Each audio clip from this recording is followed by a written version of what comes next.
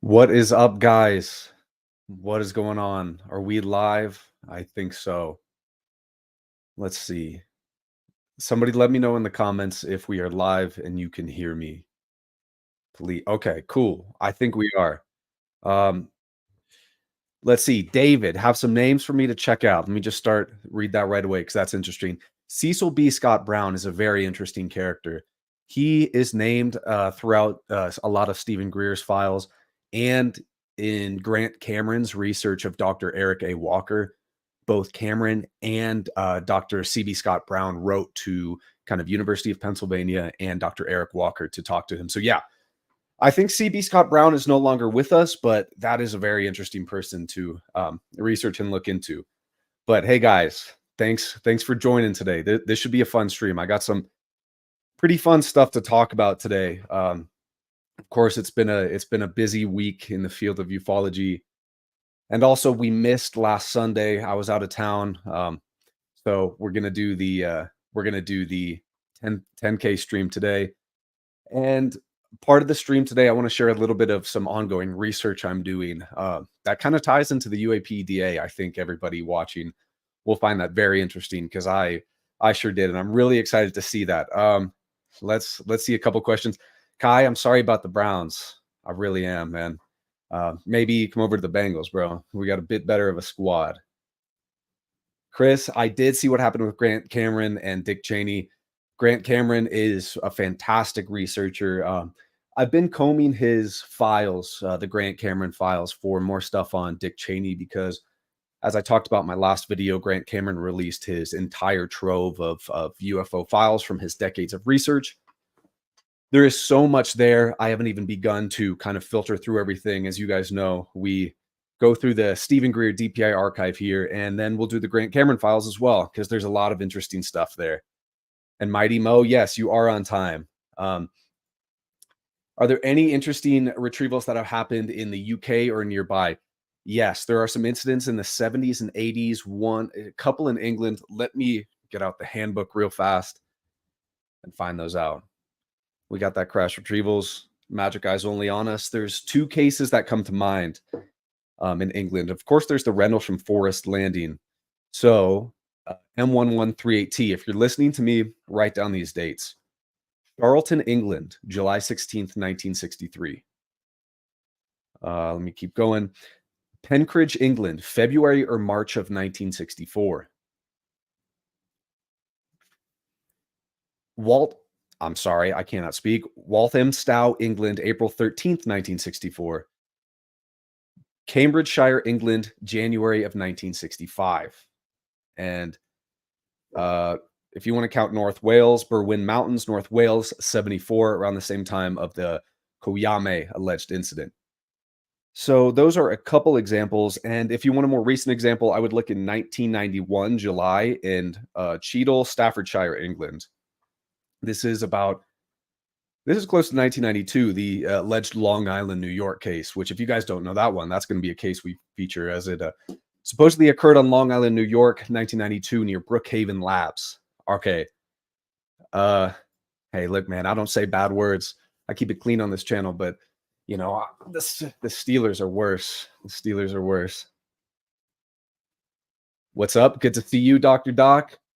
Looking to CB Scott Brown. I have not heard of Carol Rosen or Bryce DeWitt. I have heard of Bryce DeWitt. Yes, we've talked about the Nepal retrieval in Kathmandu in '68 in Moondust quite a long time ago as well. That's such an interesting case. I was compiling some documents on Moondust for somebody the other day, and that, of course, was a case I sent over. What's up? What's up, dude? Broad North, thank you so much for the 200 Norwegian krona. I really appreciate that, man. You are the man. I love it. Thank you so much. Something or someone. So Grant Cameron he has a website. It's called Presidential UFO. Grant Cameron has been really instrumental kind of before the age of John Greenwald and so forth in utilizing Freedom of Information Act request and the National Archives to kind of find hidden files and letters on various individuals. This includes Wilbur B. Smith. This includes Dr. Eric A. Walker. This includes President Johnson. So Grant Cameron, of course, had early in the 2000s, 2001, called into a radio show uh, asking Dick Cheney outright, inquiring as to his involvement with UAP programs in USG, and he just said something along the lines of, "If I was briefed on that, I probably couldn't talk about it." Darth Cheney is correct. Thoughts on Jay Stratton's upcoming book? I think it'll be interesting. There seems to be a lot of drama boiling over with Jay and Lou and the whole ATIP, OSAP stuff. So we shall see how that goes. As an American, I usually only see English UAP media. Do you know of any good translated resources or channels covering any other countries, particularly Asia? I do not actually. I do not know of any kind of channels that cover Asian materials. I would be particularly interested to hear about the history of crash retrievals in China. Of course, there's American sources of many crash retrieval cases in Cambodia, Vietnam, and so forth in the Vietnam War or conflict, but that is well worth checking out. I would also like to look into these. Could I also use metric units in my video? Yes, I will. I'm an American, but remember, I'm schooled as an engineer, so metric units are near and dear to my heart. I absolutely will. I always face this predicament. I always face this predicament. What is your MMA record? I have never fought an actual sanctioned mixed martial arts fight, but earlier this year I did participate in a gi jiu-jitsu tournament and took third place in the heavyweight record or heavyweight division. Congrats on 10K. I really appreciate that. Are you familiar with the Forgotten Languages website that has been active since 2007 and posting various articles every day? Hey, I actually got a link from Forgotten Languages we're going to talk about a little later today in relation to UAPDA. And yes, I do want to talk about that because I also have some good friends who kind of went down that rabbit hole a while ago and probably have some more interesting stuff to say than I do. But yes, it's very, very interesting. Anything on the senator who blocked UAPDA 2.0, Rand Paul? Everything I found was that no aerospace corps donated to his campaign and that he criticized the allocation of $22 million to ATIP. So instead of Rand Paul and Mike Turner and these guys, we're going to talk about some of the lobbyists, the companies that lobbied against the UAPDA. And I'm really excited to talk about that because those are really interesting. Larry Reed worked for Lockheed. He has a book called Quantum Wave Mechanics, a dense physics textbooks that covers anti-gravity and has UFO designs. Very interesting. That is very interesting. I will have to check that out as well. The Hudson Valley Wave. Interesting how many of these sightings said the bottom of the crafts had what looked like. Yes. Okay. So I've been trying to talk to Ryan Wood about kind of early sightings of UFOs and possible ARVs. And the Hudson Valley Wave may be an example of early days of ARV, alien reproduction vehicles, with kind of a lot of exterior opponents, triangles with seeming like a piping and not so circuitry, but almost kind of signs of manufacturing on the bottom. I think, if anything, that indicates maybe towards more a human-made origin. And I would really like to talk about that more. Think about the James Webb talk. I have not really been I've not been too dialed in. I know the narrative going on right now, but to be honest, I got crash retrievals and whistleblowers to talk about right now. So we'll let that play out a little bit. I'll probably kind of stay on the sidelines for that, but of course I will be updated. I have no opinion at the moment. What is your opinion on the Voronezh UFO incident where UFO landed and beings came out of the object? A lot of witnesses and KGB investigations. Was this one of the files that George Knapp smuggled out of the Soviet Union? Remind me if that was the Voronezh incident, please, because that's kind of on the tip of my tongue and I can't think right at the moment. David, Carol Rosen was the first female head of an aerospace company, Fairchild, and worked with Werner von Braun. She writes about UFOs and mentioned von Braun knew about an engineered alien invasion. Okay, that's interesting because I know a lot of people talk, they like to relate Project Bluebeam or something along those lines with kind of the final words and the gravestones of Werner von Braun. And of course, his mentor, Hermann Osberth, participated in very serious flight calculation speeds of UFOs back in the 40s. So that is interesting. Local HJ, thank you so much for the $2. You make the best UAP content. Keep it up. I really appreciate that, man. I absolutely will keep it up. Hopefully there'll become a time where these videos are more so a historical record versus just investigating stories. That's what I'm hoping for. Why Brazil has so many UAP sightings? They have no nuclear capability or nuclear power plants, for my knowledge. I've wondered this as well.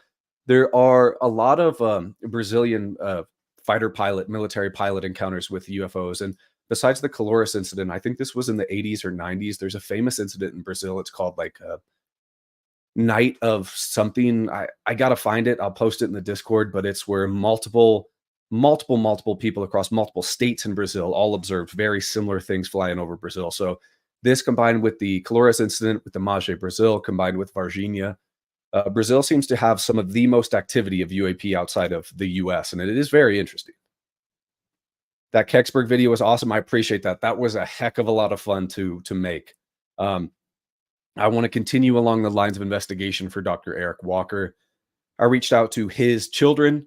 I've heard nothing back. And I've also reached out to Joe Califano. If you remember, I talked about him kind of in Johnson's meetings. So I've heard nothing from him, but that'd be a person I really would like to speak to. All right, we'll get through these guys. And then there are a couple things I want to speak about, and we'll do more Q&A. But I think one thing in particular, everybody will find of great interest.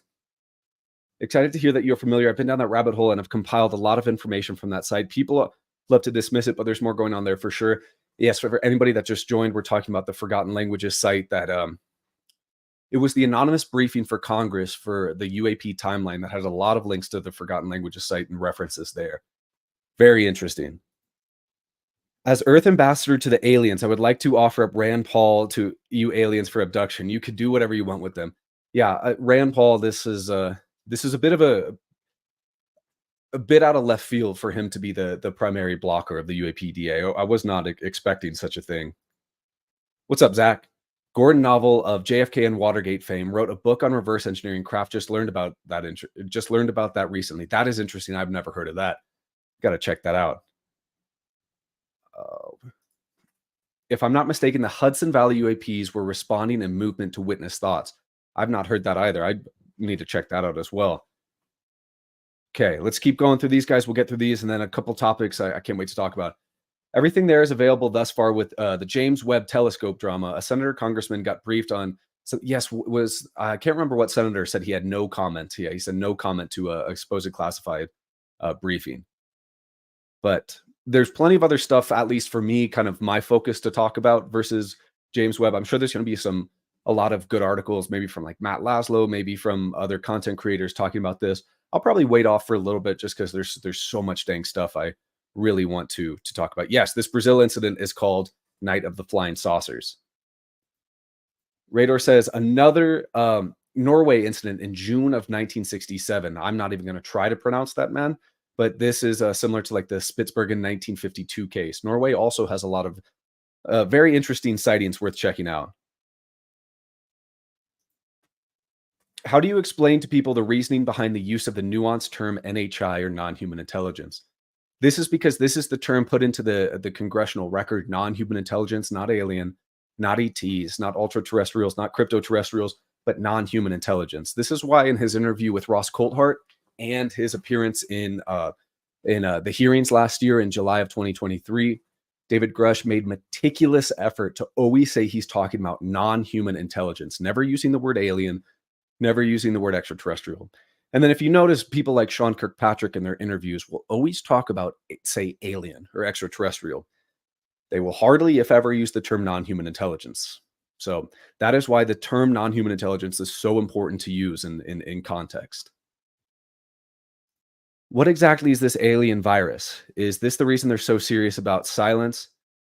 I'm not sure. Possible origins of an alien virus may come from the 1974 Coyame, Mexico crash retrieval, in which a team of Mexican soldiers, according to the Deneb report, was killed by a biological contaminant leaking from the craft. So I'm not sure. They do use JWST for photos of planets within our solar system. Yes, they do. And they also use it for mass spectrometry. I don't know how to say that in plural form, or for exoplanets. Okay, let's see. They are tulpoids from. Oh, more tulpas. Cool. Well, as we talked about last week 2 weeks ago with Greer, he was talking about various forms of UAP and kind of the significance of UAP, and said that defense companies like Lockheed Martin were creating almost thought forms. That was really, really interesting to me. Kecksburg video was nice, and congrats on 10K sub. Thank you, sir. I appreciate that very much. Do I have any plans to visit some famous locations? I would love to, but I do have plans to go to the November 13th hearings in Washington if I can.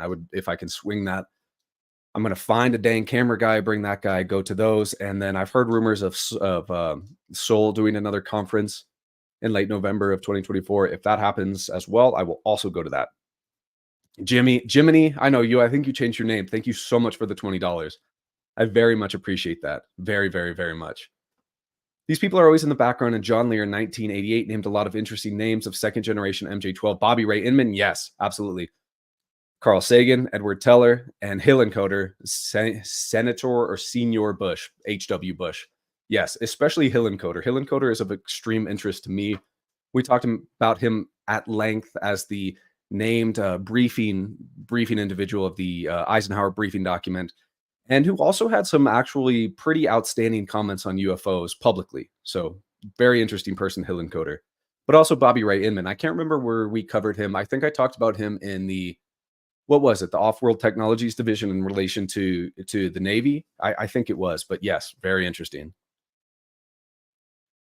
What do you think about the phenomenon? The more they will manifest to you, even in I'm convinced the more you think about, yeah, that's like the call of the void, right? The more you stare into the abyss, the more it stares back at you, and that's kind of the associated term with much kind of high strangeness. Kai, the thing about the Hudson Valley and all these UFO waves, like Belgium being man-made, is why do they fly like they are trying to be seen? It's almost like the ARVs are trying to replicate NHI behavior.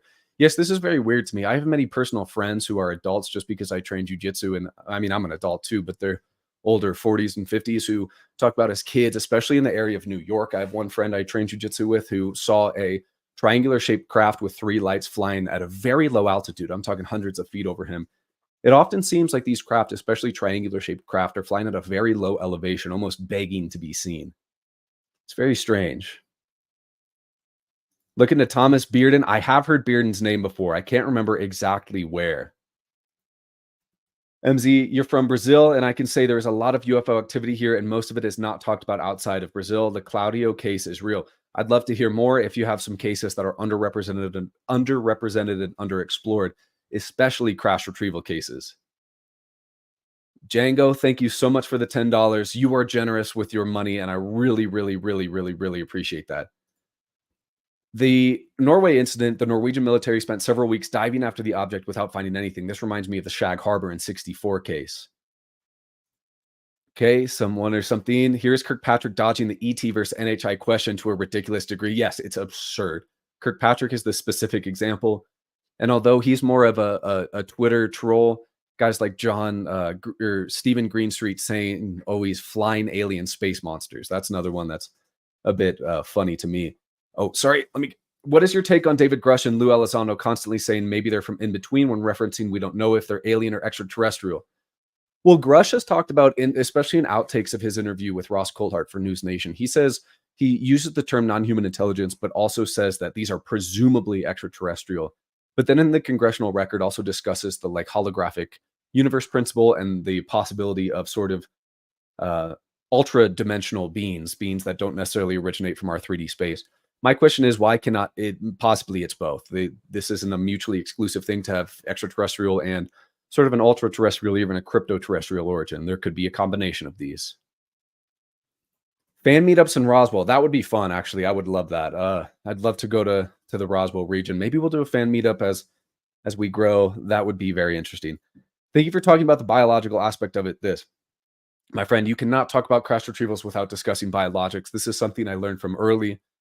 Always thought I could, especially because biologics are the most controversial part of any crash retrieval story. I thought, maybe I can stay a little bit away from this, but no, absolutely not. In fact, I love speaking about biologics. What's your opinion on J-Rod? Any plans to cover this? J-Rod, if anybody doesn't know, this is the extraterrestrial being allegedly covered from the Kingman crash in 53. According to this story, there were two J-Rods captured live. One EBE, it was called I can't remember. It was like EBE 53AZ or something like that to denote Arizona and the year and the extraterrestrial. One was sent to Los Alamos National Labs and one was sent to S4, I believe it was. I think this is a very interesting story, and there's also claims of J-Rod outside of just Dan Barish, of course, who's made the J-Rod story very famous.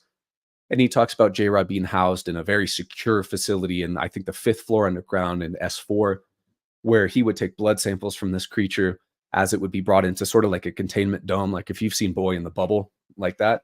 But there's also who am I thinking about? I'm thinking about why can I Bill Uhouse, who has talked about J-Rod and the flying saucer simulator that was installed at S4 from the Kingman crash. But J-Rod's very interesting. Yeah, your super chat got ignored, Chris. Oh, I'm so sorry, man. Chris, thank you so much. I'm sorry, man. I try to answer everything. That's totally my bad. Zabel on Need to Know. If you guys don't know Bryce Zabel, he runs a co-podcast with Ross Coulthart on YouTube called Need to Know. He said Sagan knew a lot more about UFOs. Lear in 88 called him out as the second generation of MJ-12. He was in the hearings in 68 too. Yes, absolutely. Even Ryan Wood has talked about Carl Sagan in regards to the Majestic documents quite a bit.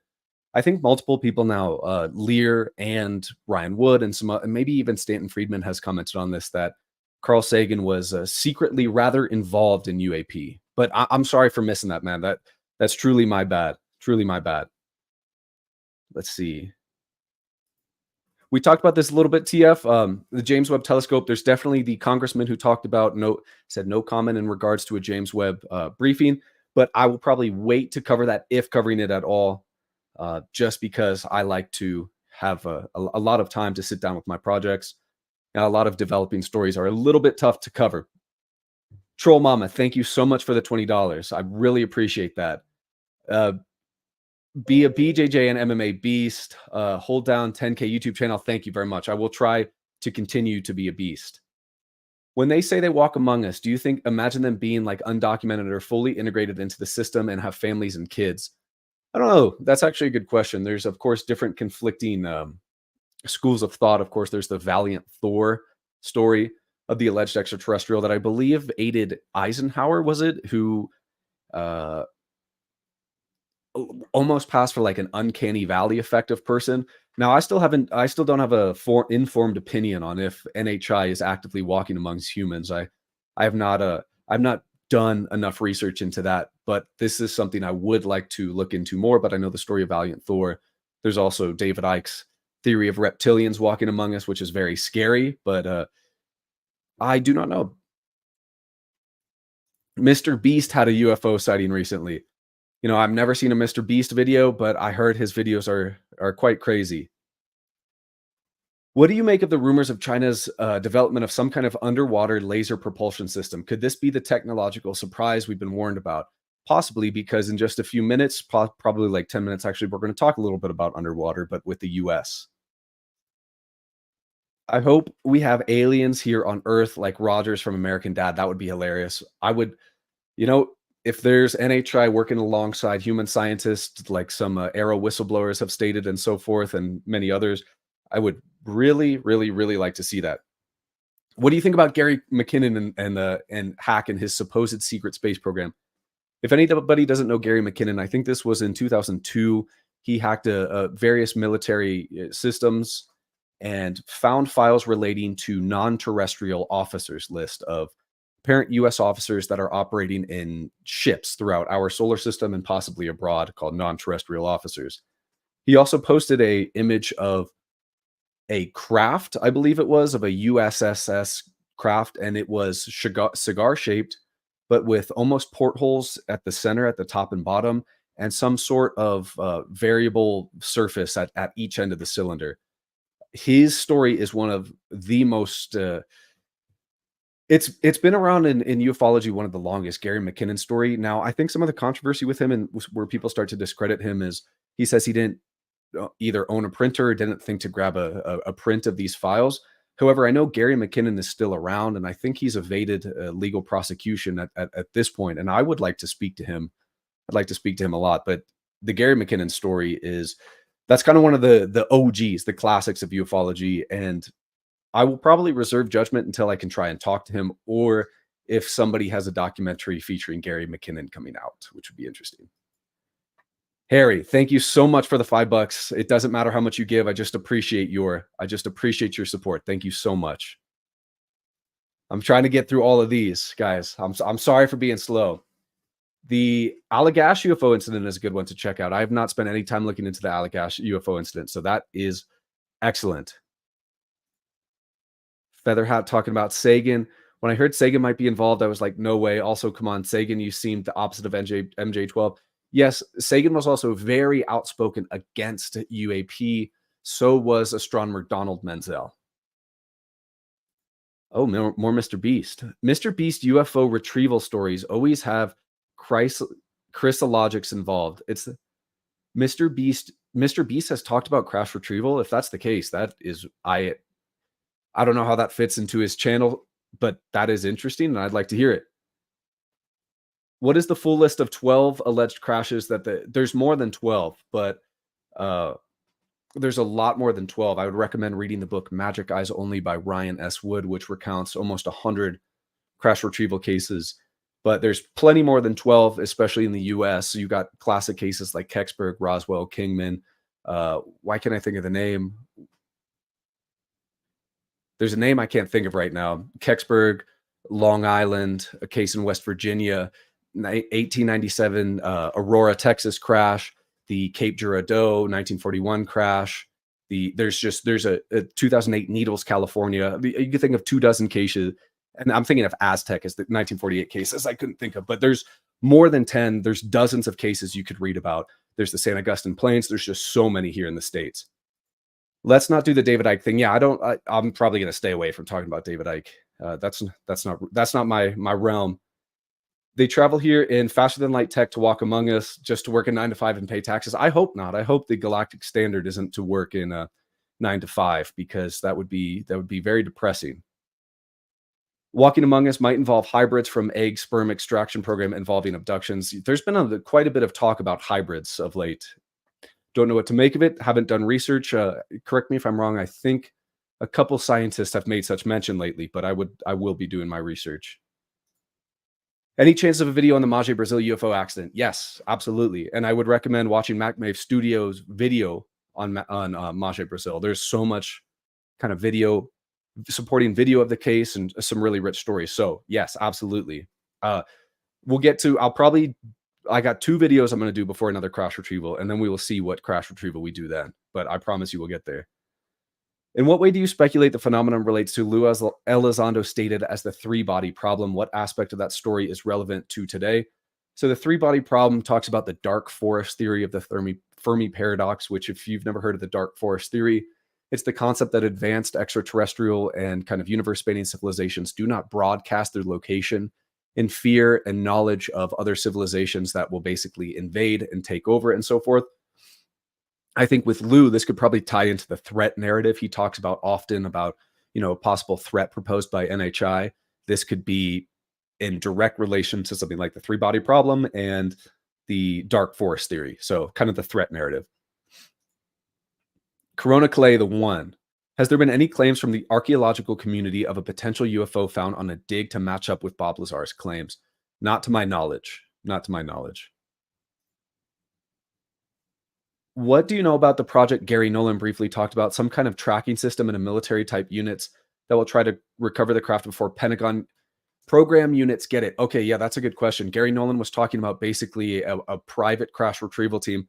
This isn't like a 2004 Lockheed team. This is a team to make up modern day to try and beat USG or private retrieval teams to downed UAP. I think that is a very dangerous proposition, especially if you're not utilizing tier 1 operators. How you are going to get there before the U.S. military and the program, when these allegedly have things like golden domes, according to Danny Sheehan, which can detect UAP while still cloaked. How you're going to get there before these retrieval teams, who, as we've heard stories of, will shoot on sight and not hesitate to kill people in that area. I do not think that's a great idea, and I imagine that would have an extremely low success rate. Do I have any significant updates of any of my previous videos? Yes, and those will make it into future videos. Always updates. There's never a video I do where I stop investigating then. So, especially, we're going to talk a little bit about an update to one of my recent videos, the Off-World Technologies division here briefly. Any opinions on Michael Masters currently reading the extraterrestrial model? I have never heard of this model, but I do know Michael Masters. But I will check that out, my friend. George Nikolakis. 100 crash retrieval. Okay, now I'm sure they have the complete Star Trek pack.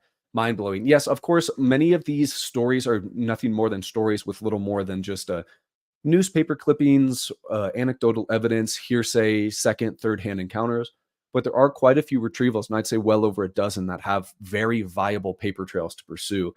A lot of these I have covered before and will continue to cover. A lot of them need a lot more research done. But yes, there are numerous cases, and this really is excluding places like China and Russia, the former Soviet Union. So to access those files and the alleged case or cross retrievals that have occurred there, that is something I want to do. That is something I want to do. Okay, sorry, trying to get through these guys because then we'll get to the UAPDA. I'm sorry, I will try to answer everything. Do you watch Angry Astronaut? Interesting UFO footage. No, I need to check that out. I've mentioned a couple of times, guys, it's a little tough to keep up with footage just because there's so much footage and you can really debate endlessly and go down rabbit holes of footage. So no, I have not, but I will make some time to do so. Soon you're gonna have to shut questions off and riff. Yes, we'll get through these and then we will because I got I think like 15 tabs up on Chrome. I wanna go through. Hackology brings up some cases. View these, all great cases. 1989 Kalahari, that's one we're going to talk about soon. That is a bit of a controversial case, as well as the South Africa 1996 case that was mentioned by Stringfield. Good cases. Scallions, thank you so much. I really appreciate your support. Thank you very much. Lou Elizondo keep constantly saying that's like finding a 747 in King Tut's tomb. Has me wondering if he's hinting at finding something in Egypt. Quite possibly. And I like the analogy of handing the nuclear device to people in Victorian era as well in terms of the strangeness of this technology. Don't you think it's interesting how figures like Elizondo and Grush have acknowledged we've made crashed UAPs and are reverse engineering them, but won't say how much project progress we've made? Yes, absolutely. And as far as I know, I don't think Grush specifically has touched on the concept of ARV or successful reverse engineering at all. The extent that I've heard is, of course, from public sources, is that little progress has been made in some instances, but this could be isolated to various defense contractors or programs. I think it's not too far out of the question to say that this program, similar to the Manhattan Project, is highly compartmentalized. There's probably various aspects of the program. Various defense contractors are probably not sharing their data between themselves. So, yes. Sorry, enjoying the cold brew here. Cold brew. Sorry, guys, I can't speak today. Speaking of Menzel, Colt Hart has recently interviewed physicist Beatrice Villarreal of the top 100 in the world, who alleges Menzel destroyed some of the astronomical plates at Harvard. Yes, this is true. This is called the Menzel Gap. And there's another astronomer who has talked about this. This is called the Menzel Gap, where much photos of kind of Earth skies were basically destroyed by Menzel. Menzel Gap. Very, very cool. Yes, including the Washington flap. That was 1952, specifically UFOs over Washington, D.C., which led to a CIA-sponsored press conference by General John A. Samford and Roger Ramey to dispel interest in UFOs.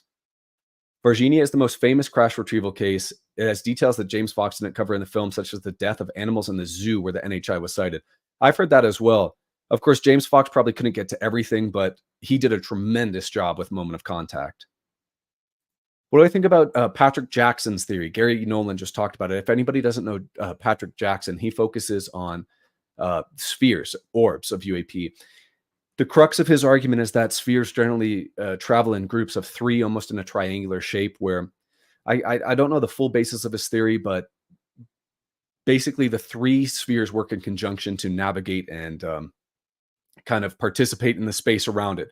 I think Patrick Jackson has a lot of images to kind of back up his theories. I've never sat down and really dove through everything, but of course, I think I've referenced some of the images and orb photos he's used before because they're so dang interesting. There are claims, yes, Kabul, Afghanistan. I think this is 86. There's a Moondust file on this as well, but there's also stories of, I can't remember where I've heard it, but of an Afghan embassy, or maybe this was an Iraqi embassy being built near a UFO or over a recovered UAP. Dead Fish Cheese Spread said, I saw a UFO 100 feet over me on January 10th, 23. I filed MUFON report number 127890. It was shot down over Alaska on February 9th, 23. Pentagon. Oh, did you witness the Alaska shoot downs or the craft that led to this? I'd love to hear more about this, man. What if you could give me some information on where the craft was flying, at what altitude the craft was flying, its shape, see if any of the 5 UAP observables made sense to you, no visible signs of propulsion and so forth. I'd love to hear about it. Stories about Mercury, yeah, I think this involved like early stages of electrogravitics, like rotating plates that contain mercury. I think I'm trying to use my head right now. Was anti-gravity research shut down? Was physics misled? I don't think it was shut down. I'm going to be talking to Ryan Wood and Michael Schratt if I can swing it. I know you'll like this, Kai. Ryan Wood thinks the concepts behind anti-gravity were really mastered in the 50s, and this is when ARV and reverse engineered craft were really, really kind of put into practice. And Michael Schratt thinks the 60s was this time that anti-gravity was mastered and reverse engineering vehicles were put into practice. So I'm going to have both of them on. We're going to talk about these topics, and that is going to be a heck of a lot of fun, and I cannot wait. Michael, you are awesome, brother. Thank you very much. Some of the radar data on the Washington flap still managed to survive. Yes, it did. Christian, thank you. I'm sorry, brother. Thank you very much. Any idea what this darker reality Lou Elizondo keeps hinting to? What could possibly be so bad? Well, of course, there's the threat like theories of like invasion or kind of the sober reality behind abduction and experimentation, if those are real. But these could be the darker reality. Lou and a lot of the TTSA crew really push sort of the threat narrative a lot more than I'd say people like Grush do. And that is something I try to pay keen attention to. Have I seen any of the weird MH370 videos? Yeah, I think most lives, there's a couple questions about this. I'm staying clear of MH370 for now. I know that is a dang toxic sphere of research, and I got plenty to look at outside of that. Regicide Anon, hey, say less. I know Regicide Anon. I absolutely will. Keep doing what you do. Peyton Duke, thank you so much for the $10. I really appreciate it. OpTV, we still believe despite no UAPDA. Yes, guys. Seriously, 1 minute, we'll talk about the UAPDA because I also am not crazy discouraged from the shoot down of it. Christian, thank you for the $2. I really appreciate that as well. Thank you so much. Kai, do you see footage of an ARV being tested over Groom Lake that was posted on the Discord? They took a picture of the craft and it kind of looked like a flux liner. Yes. There are who posted in the Discord the TR3B folder as well. I need to look at that for some other alleged ARV vehicle constructions and videos. But yes, I have seen that Groom Lake video. What are your thoughts on the Reddit EBE post? Is this the EBE that was associated with like a Battelle lab and where the molecular biologist really goes into detail of the anatomy of EBEs? I would like to talk about that, but I'm going to need a biologist on there for something, man. I'm well out of my depth, and I might be able to read the summary and say, hey, this sounds great, but I really cannot offer any insights besides just saying this sounds interesting. So dead fish, these were shot down over Alaska, Yukon, and Lake Huron, not a balloon. I saw one. What was the shape of these objects? I'm really interested to hear you say that. I got evidence of a clip I can send you of Jim Semivan saying NASA can't tell us the truth even if they wanted to because of a SAP and executive order. The clip isn't public, unfortunately. It's Semivan. Please send that to me, uapgrub@gmail.com. I would love to watch that. Ross Goldhart had a Swedish astronomer who's also part of the Soul Foundation. She found potential evidence. Yes, I can't remember her name, but a trusted person who runs another YouTube channel, another content creator, passed along her information to me the other day. So I'm actually going to talk to her. Edgar Fausch and Mark McCandlish. Yes. Okay. Kai, I know you like Mark McCandlish, and there will be a video on him probably in the very near future. And I'm covering this because I have a little bit more to add to the story now of Mark. And I've talked to a couple people about it, but we'll just say that the Mark McCandlish story got a little bit more interesting for myself in particular. Menzel Gap, first UFO debunker, yes. First UFO debunker, maybe, because that happened in 52 and right before the realm of the Robertson panel and so forth, but probably. Was physics led down the false rabbit hole of string theory? I do not know. I know the debate over string theory, M theory, and so forth, superstring theory, but I'm not a physicist, and physics was always my weak area. So if I speak on string theory, I will probably sound like an idiot. Adam, thank you so much. I really appreciate your kind words, brother. Thank you.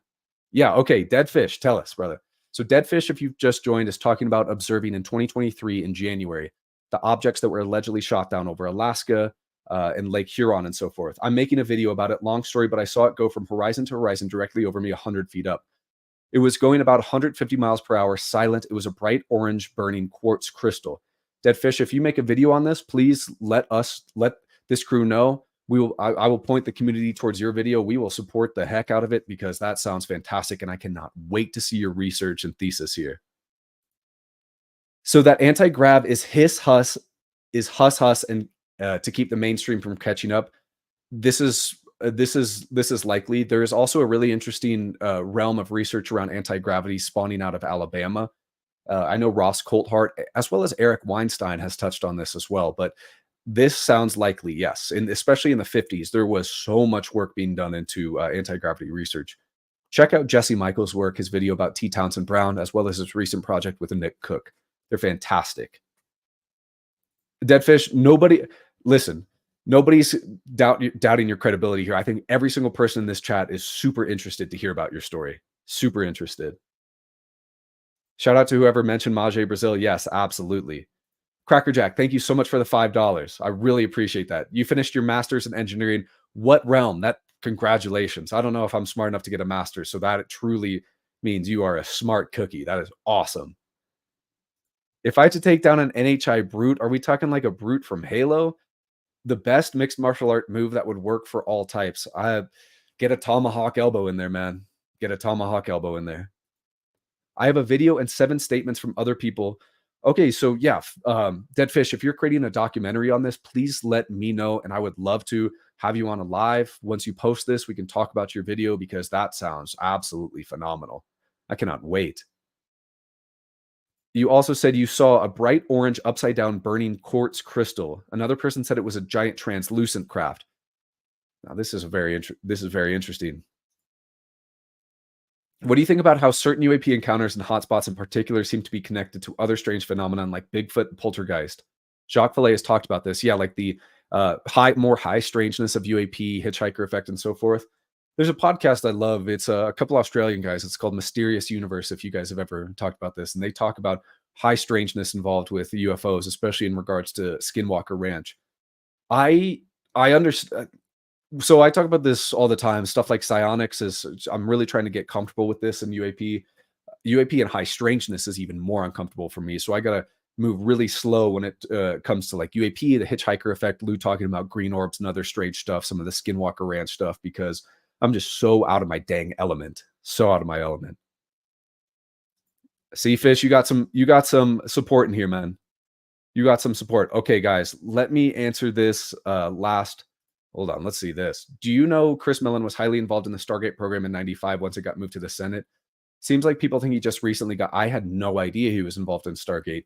Do you have any documents or something touching on this? Because I would very much like to see that. History buff. If you went to med school, yeah, let's either hop in the Discord or shoot me an email at uapgerb@gmail.com because I would love to kind of get your thoughts on that. Okay, we will go through these guys. Lou has alluded to religion and spirituality many times. Yes, he has.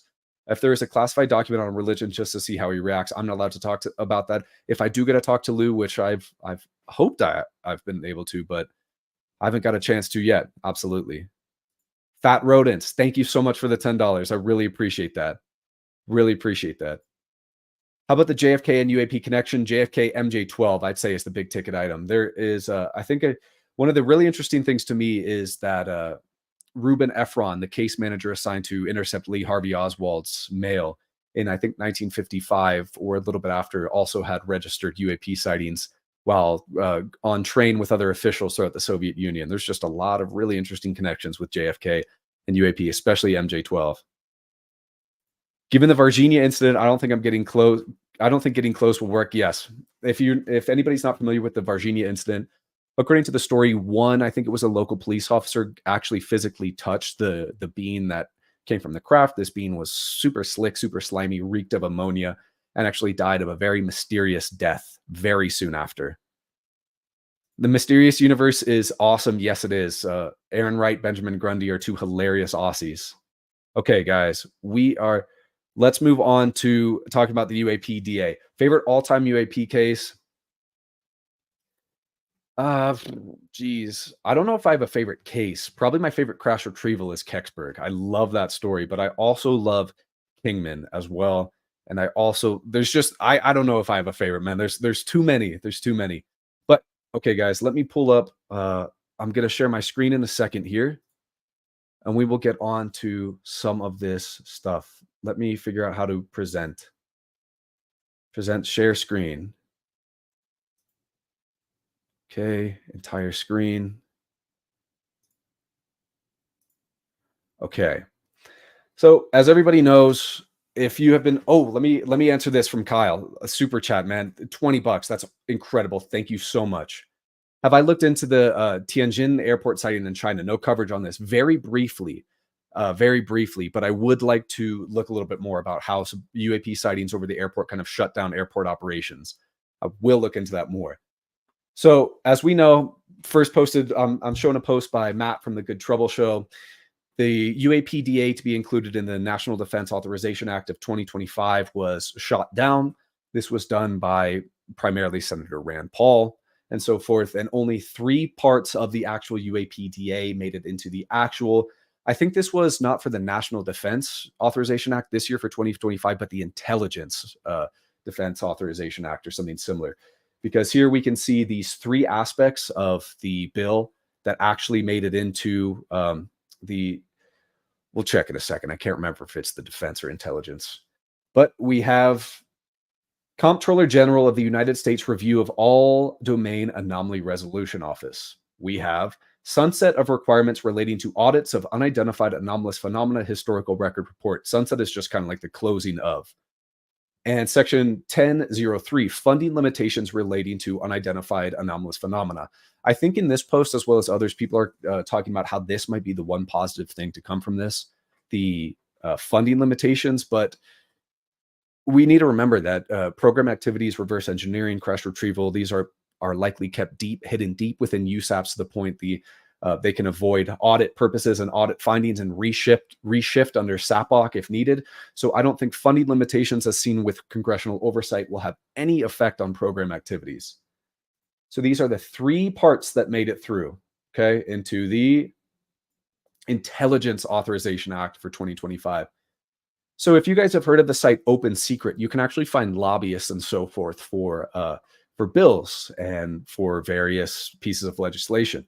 So as we saw with the three pieces of UAP materials that made it into the S.4443, I'll just call it 43 from now on, there was one company, a defense contractor in particular, that specifically filed issue reports with Title X. Can anybody guess what that is?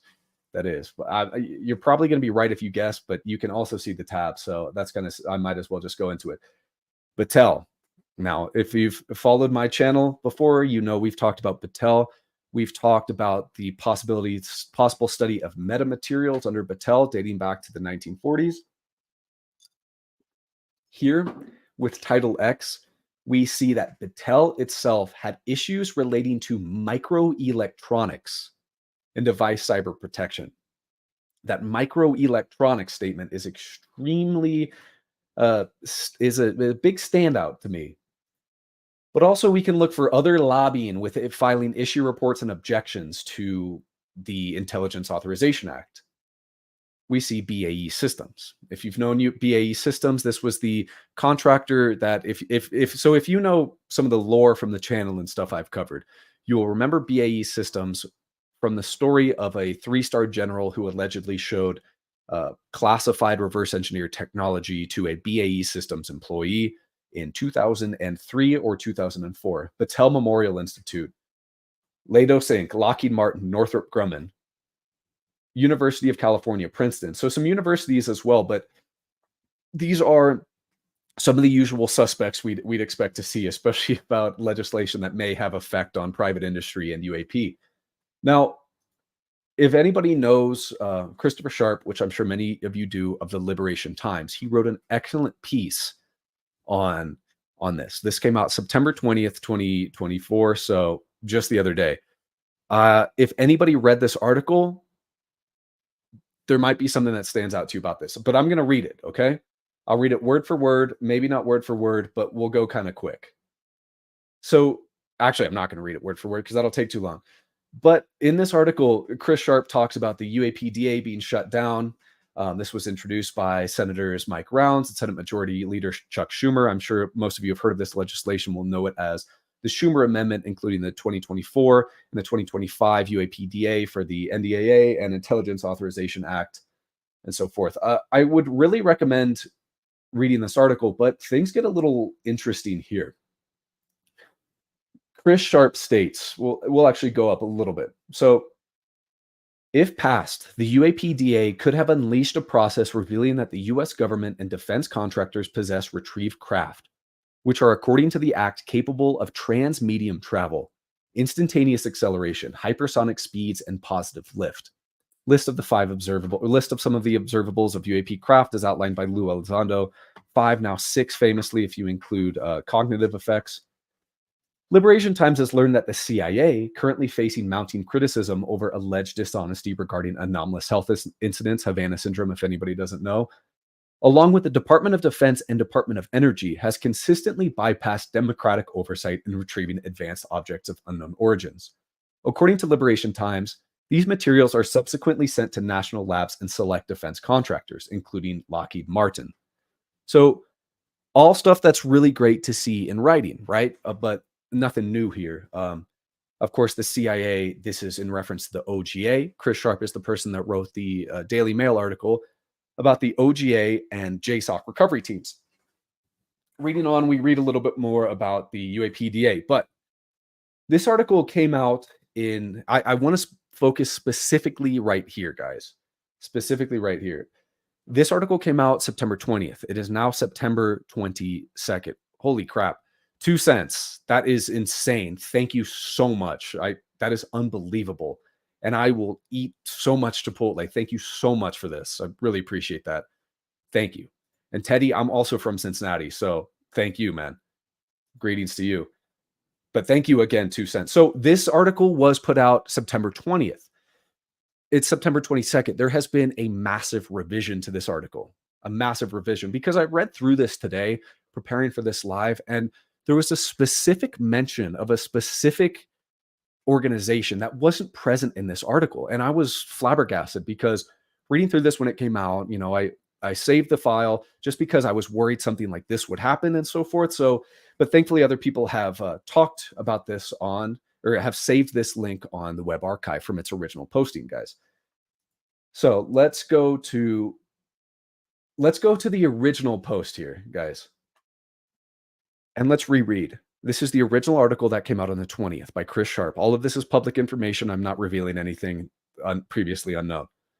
Multiple programs are understood to be orchestrated by the CIA's Directorate of Science and Technology and its Directorate of Operations, including its maritime branch, alongside components of the National Underwater Reconnaissance Office, U.S. Navy, National Reconnaissance Office, Space Command, National Geospatial Intelligence Agency, and Joint Special Operations. According to Liberation Times, missions carried out by these programs include the retrieval of objects beneath the oceans, including the CIA's Directorate of Operations, the National Underwater Reconnaissance Office, coordinated between the CIA and U.S. Navy, United States Special Operations Command, and submersibles from the Woods Hole Oceanographic Institution. Now, this seems like an insane redaction from the original article, doesn't it? The original article mentions CIA. It doesn't mention CIA's Directorate of Science and Technology. It doesn't mention the NRO and OGA. The NRO and NGA, the two offices David Grush worked for and was as liaison to the UAP task force. And it sure as heck doesn't mention the National Underwater Reconnaissance Office or the Woods Hole Oceanographic Institution. If you guys have watched my lives before, remember I shouted out one of my buddies, Max Parr, who donated it to the channel and asked if I had heard of if I had done much research into the National Underwater NURO, the National Underwater Reconnaissance Office. A little bit behind the scenes I had, but I was shocked to see this posted by Chris Sharp. Now look at the end there, guys. Woods Hole Oceanographic Institution. Now, there is a very tasty treat of research we can go down here. So one, I can't remember the gentleman who was talking about Forgotten Languages. Forgotten Languages has its own post about NURO, the National Underwater Reconnaissance Office. This, for anybody who doesn't know, Forgotten Languages is like a really strange encrypted website that has really spoken about a lot of UAP stuff, whether it's a LARP, whether it's not. But this was mentioned a lot in the UAP timeline, a collection of links and so forth that was sent to Congress before the 2023 hearings. This is what that article looks like if nobody's read it. It's a fantastic piece. I reference this with all of my cases. But Forgotten Languages it's an anonymous site. It's in the public domain, and it's like an encrypted site. But that's not what I want to talk about. The National Underwater Reconnaissance Office is developed for the U.S. Air Force and CIA to manage satellite reconnaissance, and it's often known as the hidden brother of the actual NRO. But let's talk about the Woods Hole, or I'll call it Woods Hole from now on. So Woods Hole, its mission statement is Woods Hole is dedicated to advancing knowledge of the ocean and its connection with the Earth system through a sustained commitment to excellence in science, engineering, and education. Pretty standard, right? Who we are, what we do, vision and mission statements. They probably have some federal grants and so forth. My computer keeps giving me notifications. Let me turn off my secondary speaker. Sorry, guys, if you can still hear me. Yeah, okay. So I had no idea NURO even existed. Most people do not. It's not very well publicized. And we will probably see why after here. So if you guys remember my Off-World Technologies Division video, the certain location that was spoken about, much work was done with that and its fellow contractor, SAIC, Science Applications International Corporation, by analyzing by contracts and grants to the contractor. So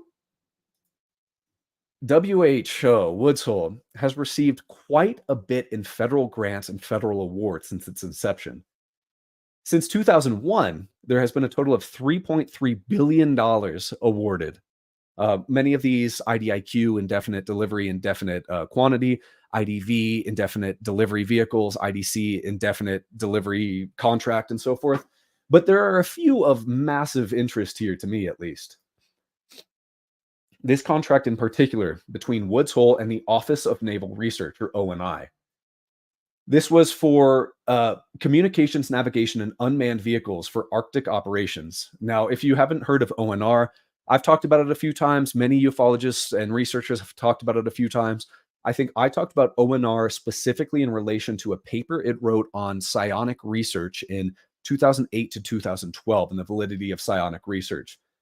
So this is just one contract that Woods Hole has with Navy. This is, there's also contracts, one of its largest contract vehicles, for $794 million over the span of 9 years, was with the Naval Undersea Warfare Center. Now, if you guys have watched the Off-World Technologies Division, I talk about a sister facility, the Naval Surface Warfare Center, the sister facility here to this location in Newport, Rhode Island. This project was to procure hardware, materials, and supplies, as well as services to develop, build, fabricate, integrate, evaluate, and support the Unmanned Undersea Vehicle, UUV family of systems. So remember what Chris Sharp wrote about here, that the Woods Hole in particular, along with NURO, is used to retrieve underwater crash retrievals. And actually, just so we can see it, over in the DPI archives, there's a great, I'm gonna put this graphic up where we talk about underwater retrievals. It's a great graphic. Just from Greer. I have no idea in what relation this case is to. I've tried to figure it out. You know how Greer's files work if you've ever been on the DPI archive, but just a nice thing to look at here. So we can go further. So the National Undersea Warfare Center, just like I said, the sister facility to the Surface Warfare Center. This is in Rhode Island, not too far from the location I spoke about. But we can look at other contracts with Woods Hole. Here is a contract with NSWC Crane. And you know what contractor it's with? SAIC. I had zero idea this existed or that Woods Hole had contracts with SAIC. SAIC, if you've never seen the video in the Off-World Technologies Division, I went through the testimony of a whistleblower in an interview that stated that off-world technologies were being studied here in a division called the Off-World Technologies Division with a present contractor. After much abundant research, myself and my friend Kermit had determined that this was SAIC, Science Applications and International Corporation. This specific project, it seems like a very small amount of money, but was for research and development of expeditionary weapon systems for Naval Sea Systems Command, NAVSEA, Naval Surface Warfare Center, Crane Weapons Systems Division, JXN, and Program Executive Office Unmanned and Small Combatants. Now, remember what we talked about in the Off-World Technologies Division, why the specific witness I spoke about was there to test experimental conventional weaponry, where he was taken to the Off-World Technologies Division, where one piece of technology was guessed to be a weapon due to an electric discharge during recovery. Now, I find it very interesting of the mention of expeditionary weapon systems here, but this goes even further, guys. There's more contracts here with there's tons of contracts with NSWC Crane, with the Navy, with the Air Force, and so forth. But let's look at this specific contract for engineering services: National Defense R&D Services, Department of Defense Military Experimental Development. I found this piece the most interesting or fishy here. This IDC indefinite delivery contract was awarded sole source to Woods Hole Oceanographic Institute because the government believes that the supplier has unique capabilities that cannot be otherwise obtained. Now, what I mentioned there, the Woods Hole is the only kind of nonprofit organization, because Woods Hole is a nonprofit federally funded institution that has any sort of submersible or these kind of R&D capabilities. I wanted to introduce you guys to this statement by Chris Sharp that was edited out of this article, as well as Woods Hole, because I am doing a massive research project on this. It's not next video, but I'm doing so much research on this and the National Underwater Reconnaissance Office. This mention by Chris Sharp was shocking to me, of a specific mention in this specific nonprofit for undersea crash retrieval operations. And then to see that this company, this nonprofit, has ties with NSWC Crane, with the Underwater Weapons Center, and so forth, was really shocking to me. So I wanted to talk about that a little bit. There's going to be a lot more research done there. But if you guys found that interesting, that Chris Sharp article and the mention of the UAPDA, I have not seen anybody talking about that particular omission from his nobody connects the dots better. People do it better. If you guys see on lives, I struggle very much to speak. I trip over my tongue because I'm trying to think of so much stuff so fast. But so this is going to be a kind of a main line of research for myself. And if I can find any similar witnesses, whistleblowers, to talk about this, you guys know I will. So I hope everybody found that interesting. Next, I wanted to talk a little bit about, and if for anybody who's kind of in the Discord or something, I'll post all of this stuff. I'll put an invite here if you guys want, but I usually put all my research files in there. So just a good place to talk if you want to review the research files. So next, it was a pretty interesting Reddit post yesterday I kind of want to talk about now, that I'm sure a lot of you guys saw this. It actually blew up a little more than I thought. Sorry, guys. And it says, "Hello, everyone. I made my dad a promise when he passed away last week. He worked for the Pentagon from the 60s to 80s. Now, if you guys don't know, this is another long... So before I get to that, yeah, huge loss with the UAPDA, but still have hope, my friend. I'm of the mind where I think that our best result is going to be with a little bit more catastrophic disclosure. I do not think we're going to get much, even if the UAPDA passes. Remember, there's an executive order program that was created under Obama that automatically factors things of non-human intelligence. This could also be AI, to be automatically devoid of any sort of declassification. And it would take an opposite executive order to remove this sort of mandatory non-declassification standard. So I never really had high hopes for the UAPDA. Anyways, there was always going to be the struggle of eminent domain. And at some point, it was probably going to get shot down again. The encouraging thing is that, of course, the UAPDA has been killed, but we still have our hearings coming up in November. Sorry, I was looking at Talon. You've tried contacting all the main UFO channels and email and chat, all of them completely ignored. what is fake, man? Let me know what's going on. What is going on here, bro? I'd like to hear about this. But so let's talk about this Reddit post, and we'll kind of check in with you, Tal, and see what you're saying because I just wanted to talk about this a little bit. This is in a long line of another like Reddit, 4chan whistleblowers uh, who have made some strong statements, deleted their accounts, or kind of gone AWOL afterwards. The famous one is the 4chan whistleblower that came out in 2023, who talked about the large hamburger 3D printing facility underwater and kind of the orbs, the UAP orbs really being hammers. Just something interesting I want to talk about. This is the newest and the latest of long lines. I do plan to do full breakdowns on the last person I talked about, who talked about the acorn-shaped craft being on a sort of gyroscope inspector and so forth, and the 4chan whistleblower. But this, I'm going to read through this, and then I have a whistle or another one of these kind of anonymous sources that relates to this a little bit. Okay. Remarkable job, 6468, and I will be trying to contact this individual, says, I'm really nervous, scared, and not sure what to write, but I'll do what I can.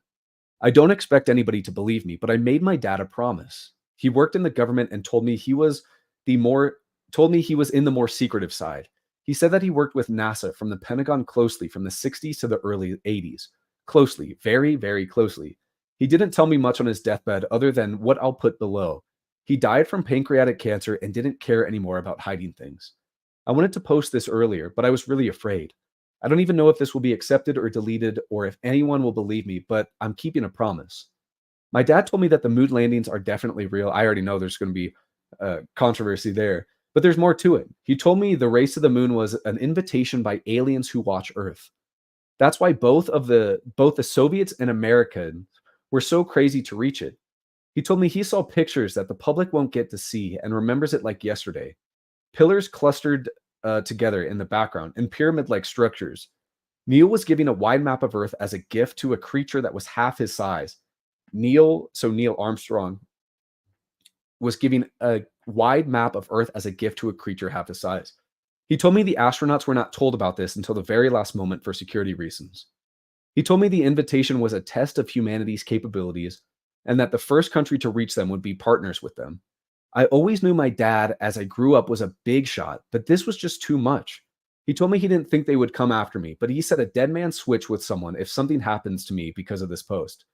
I don't know what else to say really. I'm so anxious I want to puke, but I want to see those pictures badly.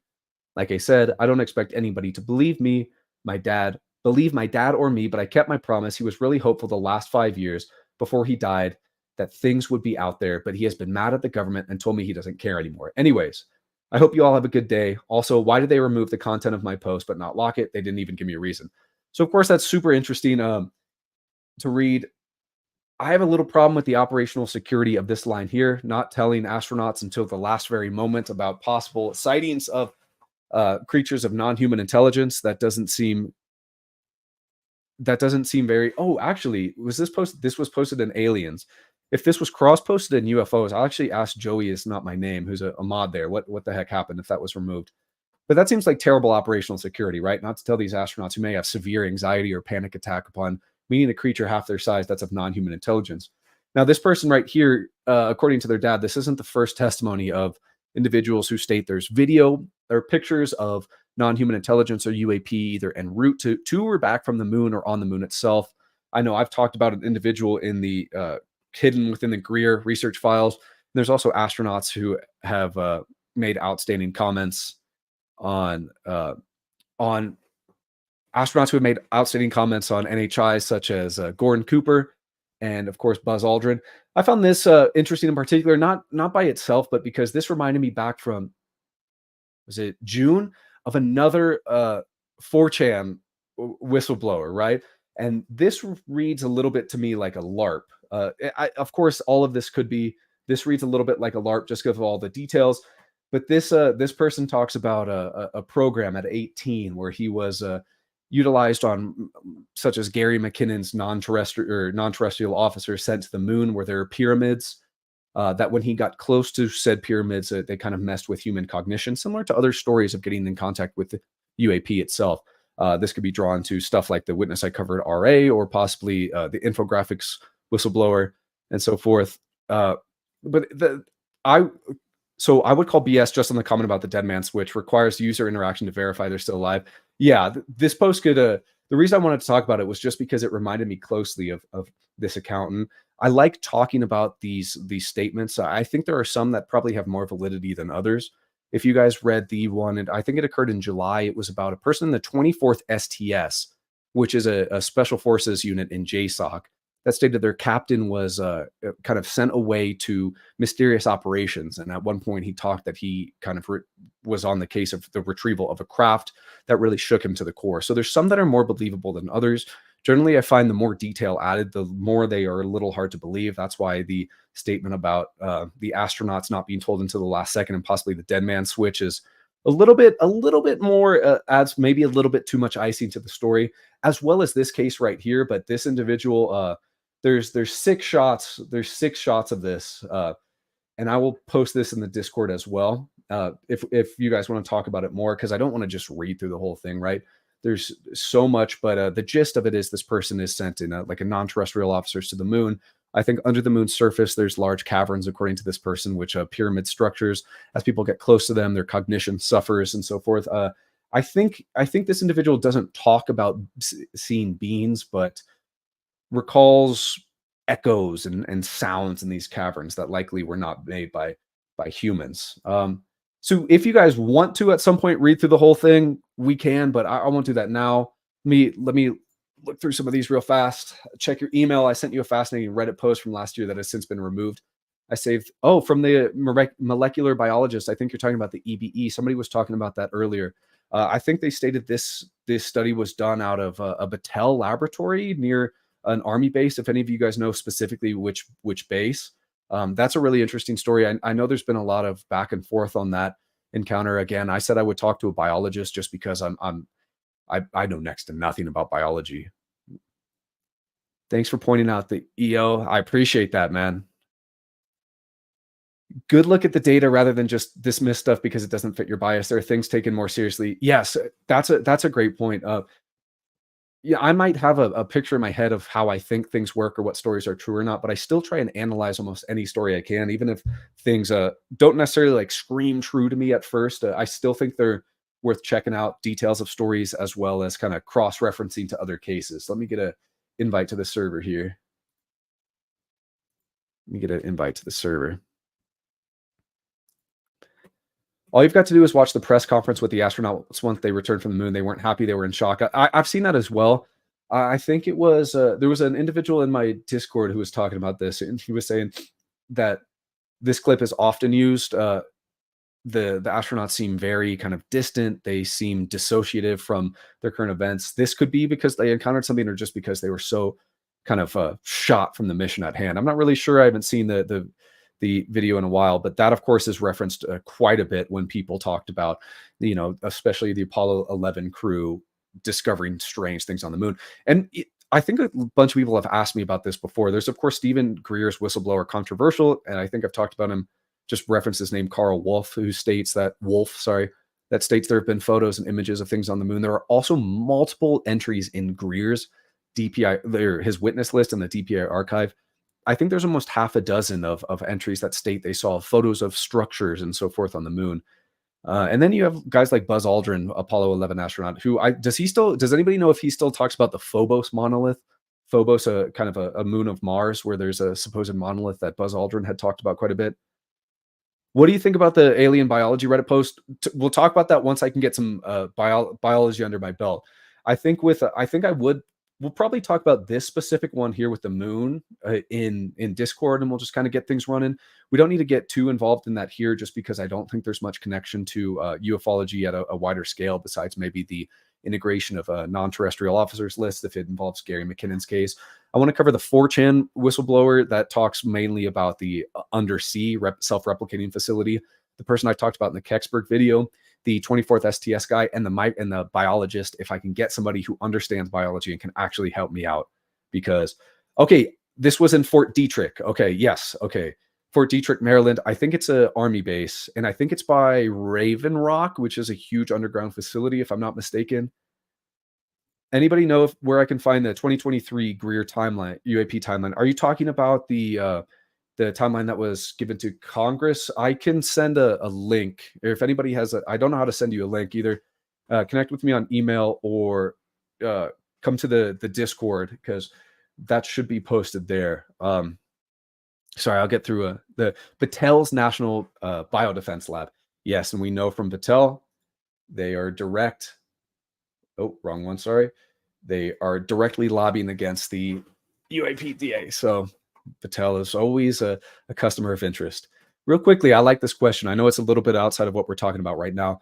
What two piece of advice would you give to a new BJJ student? BJJ, if you guys don't know, is Brazilian Jiu-Jitsu. This is my jam when I'm not doing research or doing any sort of tomfoolery. I'm training Jiu-Jitsu. If you are a brand new white belt starting off, I would really focus on conserving energy, knowing when to apply pressure versus knowing when to back off. It is I can't tell you how many new guys you'll get them in a good position, side control, take their back, even something like get them in your close guard and they will squirm and you can feel them shaking, their muscles are contracting so bad. You will gas out incredibly quickly. So just focus on relaxing and applying strength and technique only when needed. A lot of jujitsu is about conserving energy, not applying it. Number two, start working on your guard game early. You got to have a good guard. If you want to smash, you got to be able to prevent the pass. That is what I would say. Oh, sorry, I'll get to that in a second. Talon, what you guys are talking about? I think in the comments about Las Vegas. If you guys are talking about that, fill me in. King of NHI and BJJ. No, man, I'm just a purple belt in jujitsu. One day we'll get the black belt. One day. Is it challenge? No, I'm in charge of neither, guys. I am not in possession of classified information on NHI. I just do research. I would very much like to be able to have more information, and I get smashed by black belts all the time. That Battelle lab post talks about the alien religion again. Is that a psyop, or can they not disclose because of cosmic core that we can't comprehend? So this is the Battelle lab post is the biologist post, the Reddit whistleblower, and I think am I right in saying that in that post, I'm just trying to reference off the top of my head, this supposed individual references NHI religion in terms of kind of like a karmic outlook where these beings kind of focus on their output of intentions into the universe and so forth, and kind of what comes back. I'm trying to remember off the top of my head. I haven't read that in a good bit. Do you think of the recent Diddy allegations and indictments being released at the same time when this topic of uh I don't probably not with I don't think the subject of I think the stigma, I don't think Diddy and all this has anything to do with UAP. I think the stigma does a dang fine job in not having people care about this. I'd still recommend trying to talk to the average person in your life about UAP and NHI. I guarantee most of people will laugh at you and say, nope, probably reference Little Green Men. And then that's when you start discussing facts, and then they will back up. Connor, no, I had an open mind on UAP since the day I could read. This has always been kind of my top subject. When I was growing up, part of the reason I went into engineering was I always had some little bit of fever dream in my head that I could work on reverse engineering technology, just because I was so fascinated, and particularly Bob Lazar growing up. So, yep. So I'll put this down, and then we'll talk a little bit more about we'll just do another a little bit more questions right now. If you guys want to talk about stuff, do some more Q&A for the 10K stuff. The stuff I talked about with the neuro and sorry, and the kind of Woods Hole and so forth. This is a line of research I'm working on right now. This is pretty new to me. Of course, the article came out 2 days ago, and Chris Sharp does fantastic work. I can see why this portion of the article was removed. Remember, guys, I'm not putting out any classified names or locations or anything. This was all public. This is all public information I'm talking about, but I think there's a lot of really interesting research avenues there. You know, we focused on NSWC. Now we can focus on NUWC. We can focus on all sorts of these underwater crash retrievals, which I think is a huge overlooked aspect of crash retrieval. You could talk about 1964 Shag Harbor. If I can, you know, I scour the Greer archives every single dang day. If I can find out in what way this if I can find out what this what that piece of the undersea triangle is referencing, if that's a case, if that's a whistleblower who has spoken to Greer, I will try and do that as quick as possible because I'm fascinated.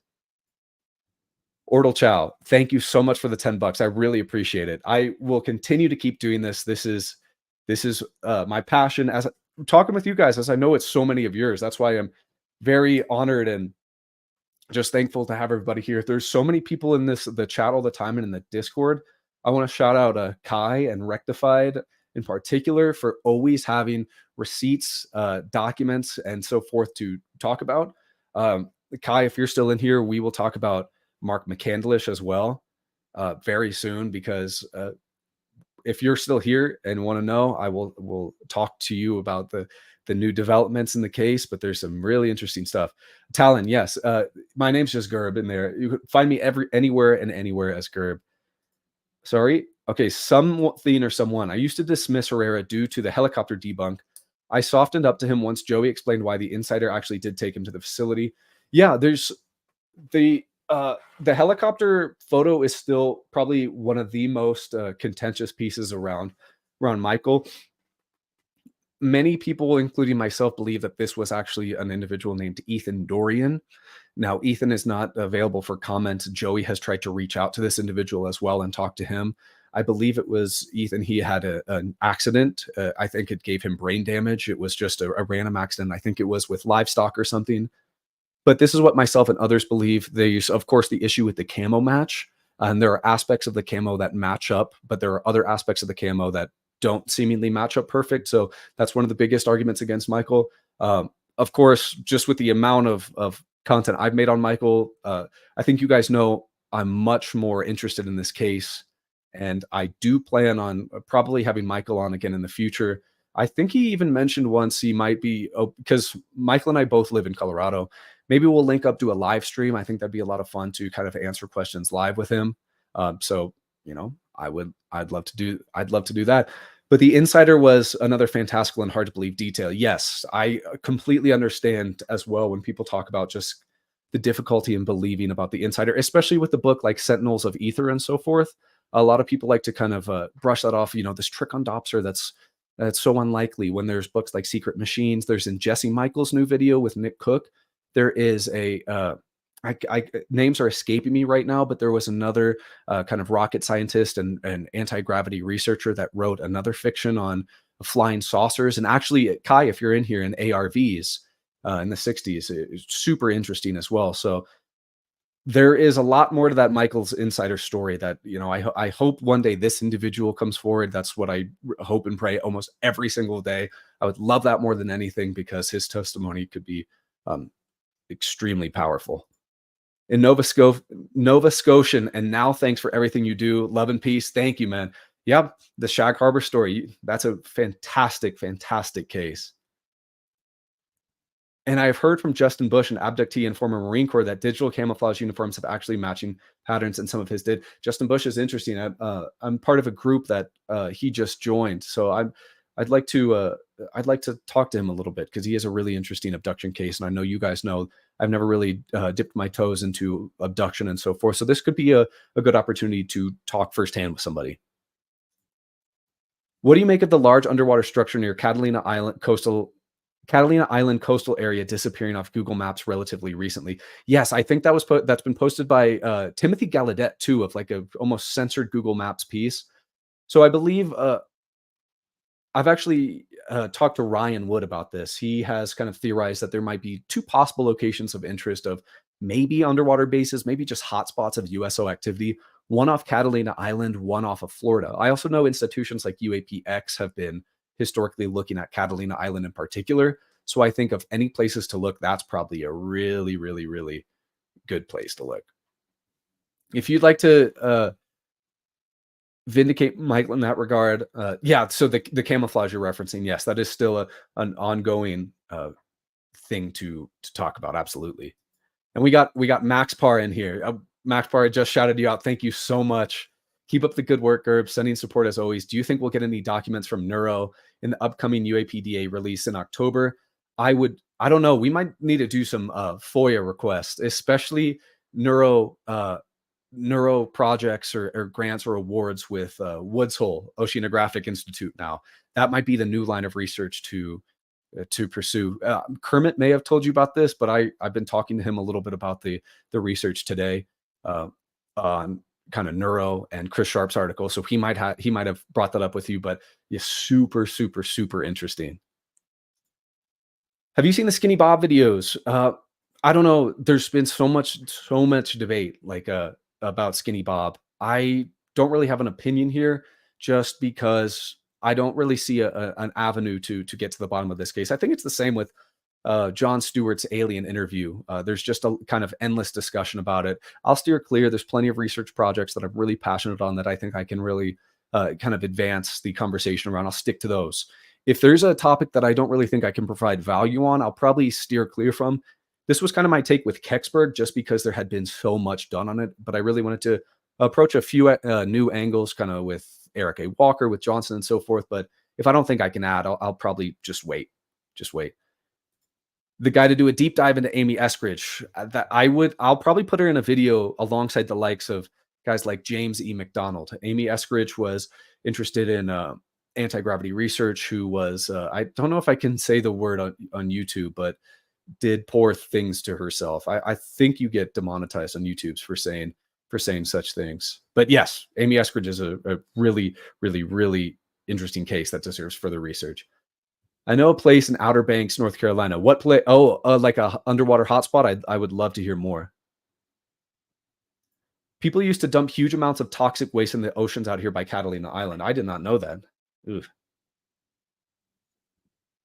FOIA the videos from the fighter jets that shot down the objects. Who knows if that FOIA will even work? I'm also trying to learn how to adeptly use FOIA. Otherwise, I might just ask and wait 36 months just to get nothing, like I know many people do. John Greenwald also gets frustrated with FOIA requests and kind of gets played all the time. Will we get videos? I don't know. Absolutely don't know. The Skinny Bob videos look like CGI. The movement looks like bad CGI. And then Starlinger is talking about the Skinny Bob videos are more interesting at 1.25 speed. I haven't watched Skinny Bob for a long time, so I really have no kind of valuable input right here. Max Bar, if you are a FOIA person, Neuro is a high value target for underwater UAP reports, similar to NRO, National Reconnaissance Office, with fast walkers. It's the sister office focused on the ocean. Yeah, if I've talked about fast walkers before, if you guys don't know about these are objects, fast walkers and slow walkers entering or leaving Earth's atmosphere. We talked quite a bit about that in relation to Bob Fish and so forth, and DSP, the Defense Support Program. And yes, Neuro. This is something I want everybody in here to keep research on. And Max, you're getting a shout out by Hacology. Amy Eskridge, yeah, not so sure if she did that to herself. Another person of interest that I will include there is Mark McCandlish. If you guys don't know, Mark McCandlish was found dead in 2021. Historically from a self-inflicted wound. However, recent interviews dating back to like 2014, 2017, and so forth, Mark McCandlish spoke. He slept with a pistol under his pillow in fear of his life. In 2014 as well, there was a documentary made on Mark McCandlish I think it was called Fluxliner and Zero Point Energy. This was made by a filmmaker named James Allen. Before the completion of the film, James Allen was diagnosed and dead with an extremely aggressive form of cancer within the span of a couple weeks. In his autopsy, he was also found to have suffered from heavy metal poisoning. So a lot of weird deaths around that McCandlish story as well. So there has been a chemical dump near Catalina Island in the 40s when the nation's largest manufacturer of DDT began dumping waste into the water. Ugh, I don't like to hear that. So talking about Skinny Bob, the movement looks more realistic and fluid at 1.25 speed, which matches the speed of the film they were shot on.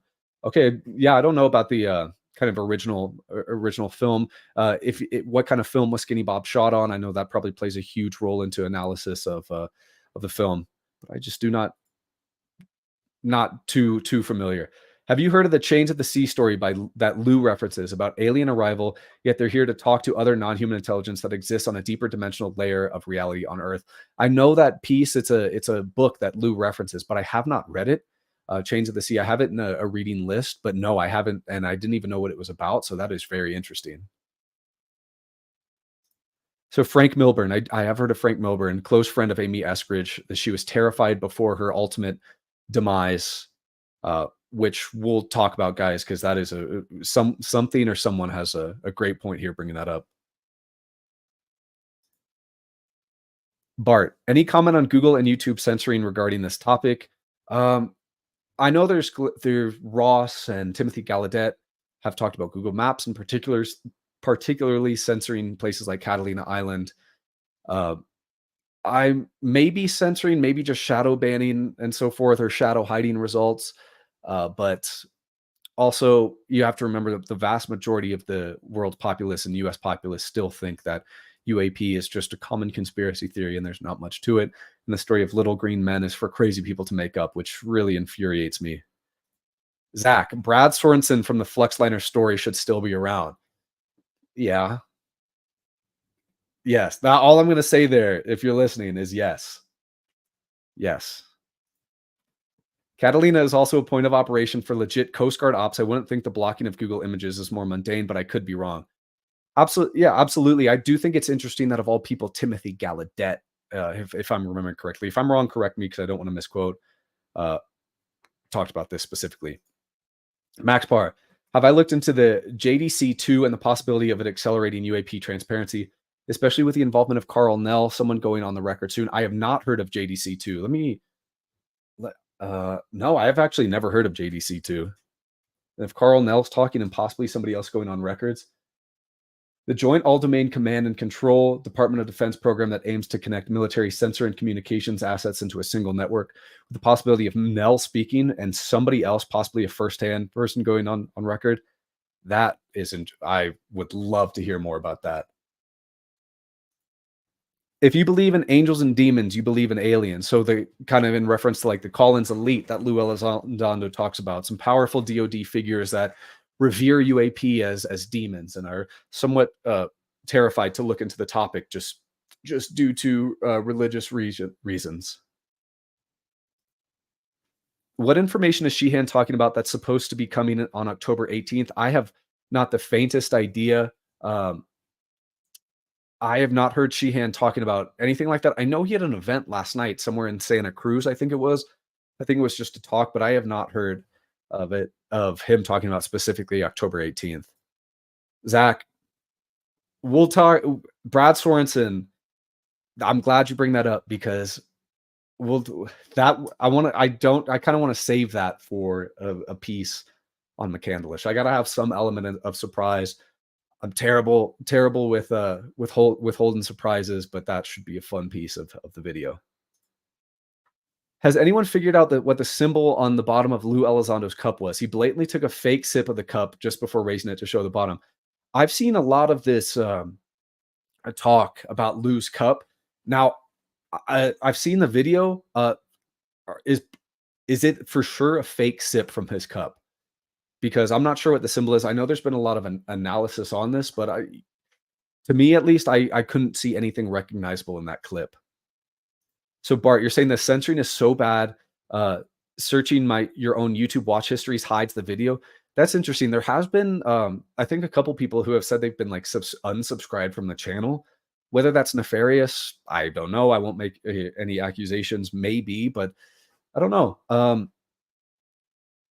Hiding from your watch history, that is weird. So October 18th, that UAP records are due to the National Archives. According to some folks, the file size is 1.3 terabytes. Yeah, Lester Nair has spoken about this. Some of these files are actually available. What if there's any impactful files? We shall see. I know in the available files right now, a lot of them are files from kind of Greer and so forth. So I don't think there's a ton to go off on those. I don't have too high of hopes for National Archives files, but I'd love to be proved wrong. You know, the video is based when there's a Wikipedia disclaimer above the description. The thing is, I'm not even sure why there would even be in the latest video a disclaimer. I mean, the Kecksburg Wikipedia page just talks about the story and doesn't offer any of the conventional explanations. It even talks about the Cosmos 96 story being kind of refuted. And, of course, there's stuff like that on other videos, but that in particular. Why do I keep looking to my left? I got another monitor over here, and I'm just looking at it to just ensure other stuff is going on good. I'm sorry, I'm not a crackhead, I promise, but I got another screen up there, so I'm just if I'm looking off to the side, it's just because there's another screen. It's nothing else interesting. Regarding Lou's interview, I've seen the full video and it's not as suspicious when you watch the full thing. He audibly sips multiple times. At least on the bottom of the mug, uh, a lot of the time price tags come on the bottom of the mug. I do see a world in which this was a tag that just kind of got a bit mangled and wet and disheveled, but I have not kind of clued in on if this was a secret message or not. Have I had a chance to see the hundreds of pages of Canadian documents on the UAP shootdowns in Feb of 2023? No, but I have that on a list of stuff to look through. Dead Fish in the comments earlier was talking about possibly witnessing this event in person, and he's making a video on it where he's interviewed witnesses and so forth, including himself. So I would really, really, really like to see that when it's done. Probably dead end, but have you looked into the alleged recordings of landings on military base, the Holloman landings? Yes, I have. And I will talk about that. Specifically, Gordon Cooper, this occurred in 1954. Gordon Cooper said he saw this film and it was recorded by his team of surveyors on the site at Holloman Air Force Base, where a craft, I think it was like a bit of a classic saucer design. And I can't remember if he discussed like landing gear and landing mechanisms here, but touched down and departed. And there's also the famous story of Eisenhower, and I think this was also in 1954, meeting and creating agreements with NHI too. That's of course a very famous story. The symbol on the bottom of Lou's cup is described as tape, but I'm sure the NSA could have a listening device as thin as that to plant on somebody if they're tracking. And it would be funny if Lou found it. Absolutely. I mean, I'm sure he's probably being tracked in multiple ways. Absolutely. Wikipedia is totally compromised by guerrilla skeptics. Yes. If anybody could remind me, what was the story of Mick West? I think he was either changing Wikipedia entries or his own Wikipedia bio was changed. If anybody could fill me in on what that story was, I'd love to remember. There, of course, I've even talked about and proved various edits of stuff being deleted, like in the Koyame case, where there's no reason for deletion and also no citing of sources by Wikipedia people, and it's very frustrating.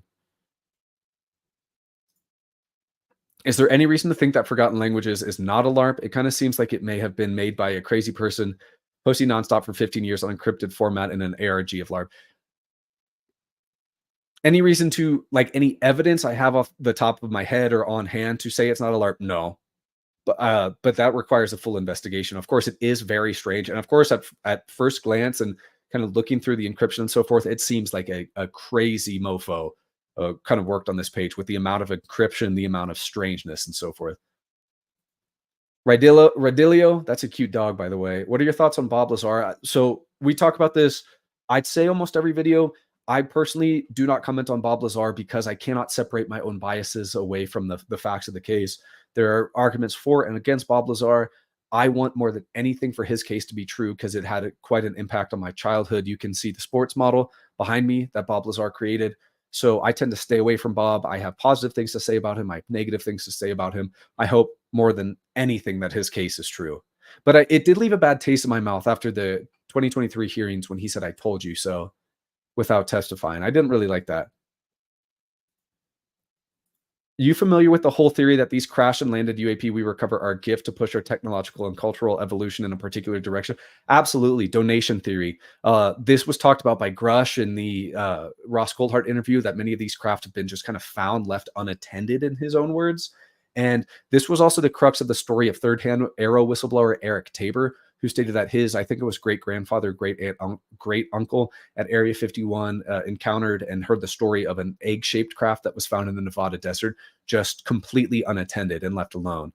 So yes, the argument versus craft versus donation craft is one that I kind of often try and keep in mind during every crash retrieval video I make. Um, I really want to hear more stories where some of these craft have like supposedly been found just left unattended. Because I mean, if Grush specifically talked about this, he made a specific point to access that some of these craft are almost appear to be gifted. That I think there's a lot of things worth checking out here. Good Trouble did, yeah. Good Trouble is great. Matt from the Good Trouble show. Yes. Are you talking about Wikipedia? Please. Any stories, cases that you initially dismissed as BS but came around to later? Post 2017, I'm a lot more open minded about this kind of thing. That's a good question. Geez, I'd say before. Probably the 1992 Long Island case. I initially just dismissed it as hearsay, but I think there's a lot of investigation that has been done that's worth discussing, and a lot more investigation that needs to be talked about that case. 1992 Long Island. Spent a lot of time researching the forgotten language. Matt Ford. Okay, so Matt Ford did an episode on this. So Hackology, yes, you did spend time on the Forgotten Languages website, and the guy turned out to be a convicted fraudster. I can dig through the docs links when I get home 5 minutes. Yes, please. That would be super helpful. Okay, that'd be great to talk about. It's strange that David Grush's mention of having firsthand knowledge was edited out of his News Nation interview with Elizabeth Vargas. Yes, it was. Because a lot of people have stated that Grush has not had firsthand knowledge, which he has stated multiple times he has. And this piece was edited out, as well as there was a small piece that was edited out of the July congressional hearings, right? The official video. I can't remember what exactly that was, but yes. There would be no Half-Life game without Bob Lazar. Hey, Half-Life's a fantastic game, and hopefully Half-Life 3 is being worked on. Looked into the Rendlesham Forest incident, forgot the U.S. company involved, but Professor Simon Hollins has been digging into that interesting stuff. Yes, I have looked at a lot of the witness testimony around Rendlesham Forest, and I would like to make a video on it when I feel like I have something new to contribute to the case, because it has been talked about so much. I don't like doing cases if I'm just rehashing stuff, everything other people have talked about. Sorry, I'm just going to get some water. I'm going to move away from the mic. But absolutely. Rogan mentioned how many times Lazar explained something to him in a private chat, then explained a few things. I can only assume he doesn't want to admit to any crimes. Yes, throughout I think it was 2017, Jeremy Corbell and Bob Lazar video on JRE, numerous times there was reference to discussions being had about various topics that occurred at dinner the night before. I'd like to see Joe talk about this a little more, especially because I do have problems with how Joe treats guests like Bob Lazar and Travis Walton versus Lou Elizondo and David Grush.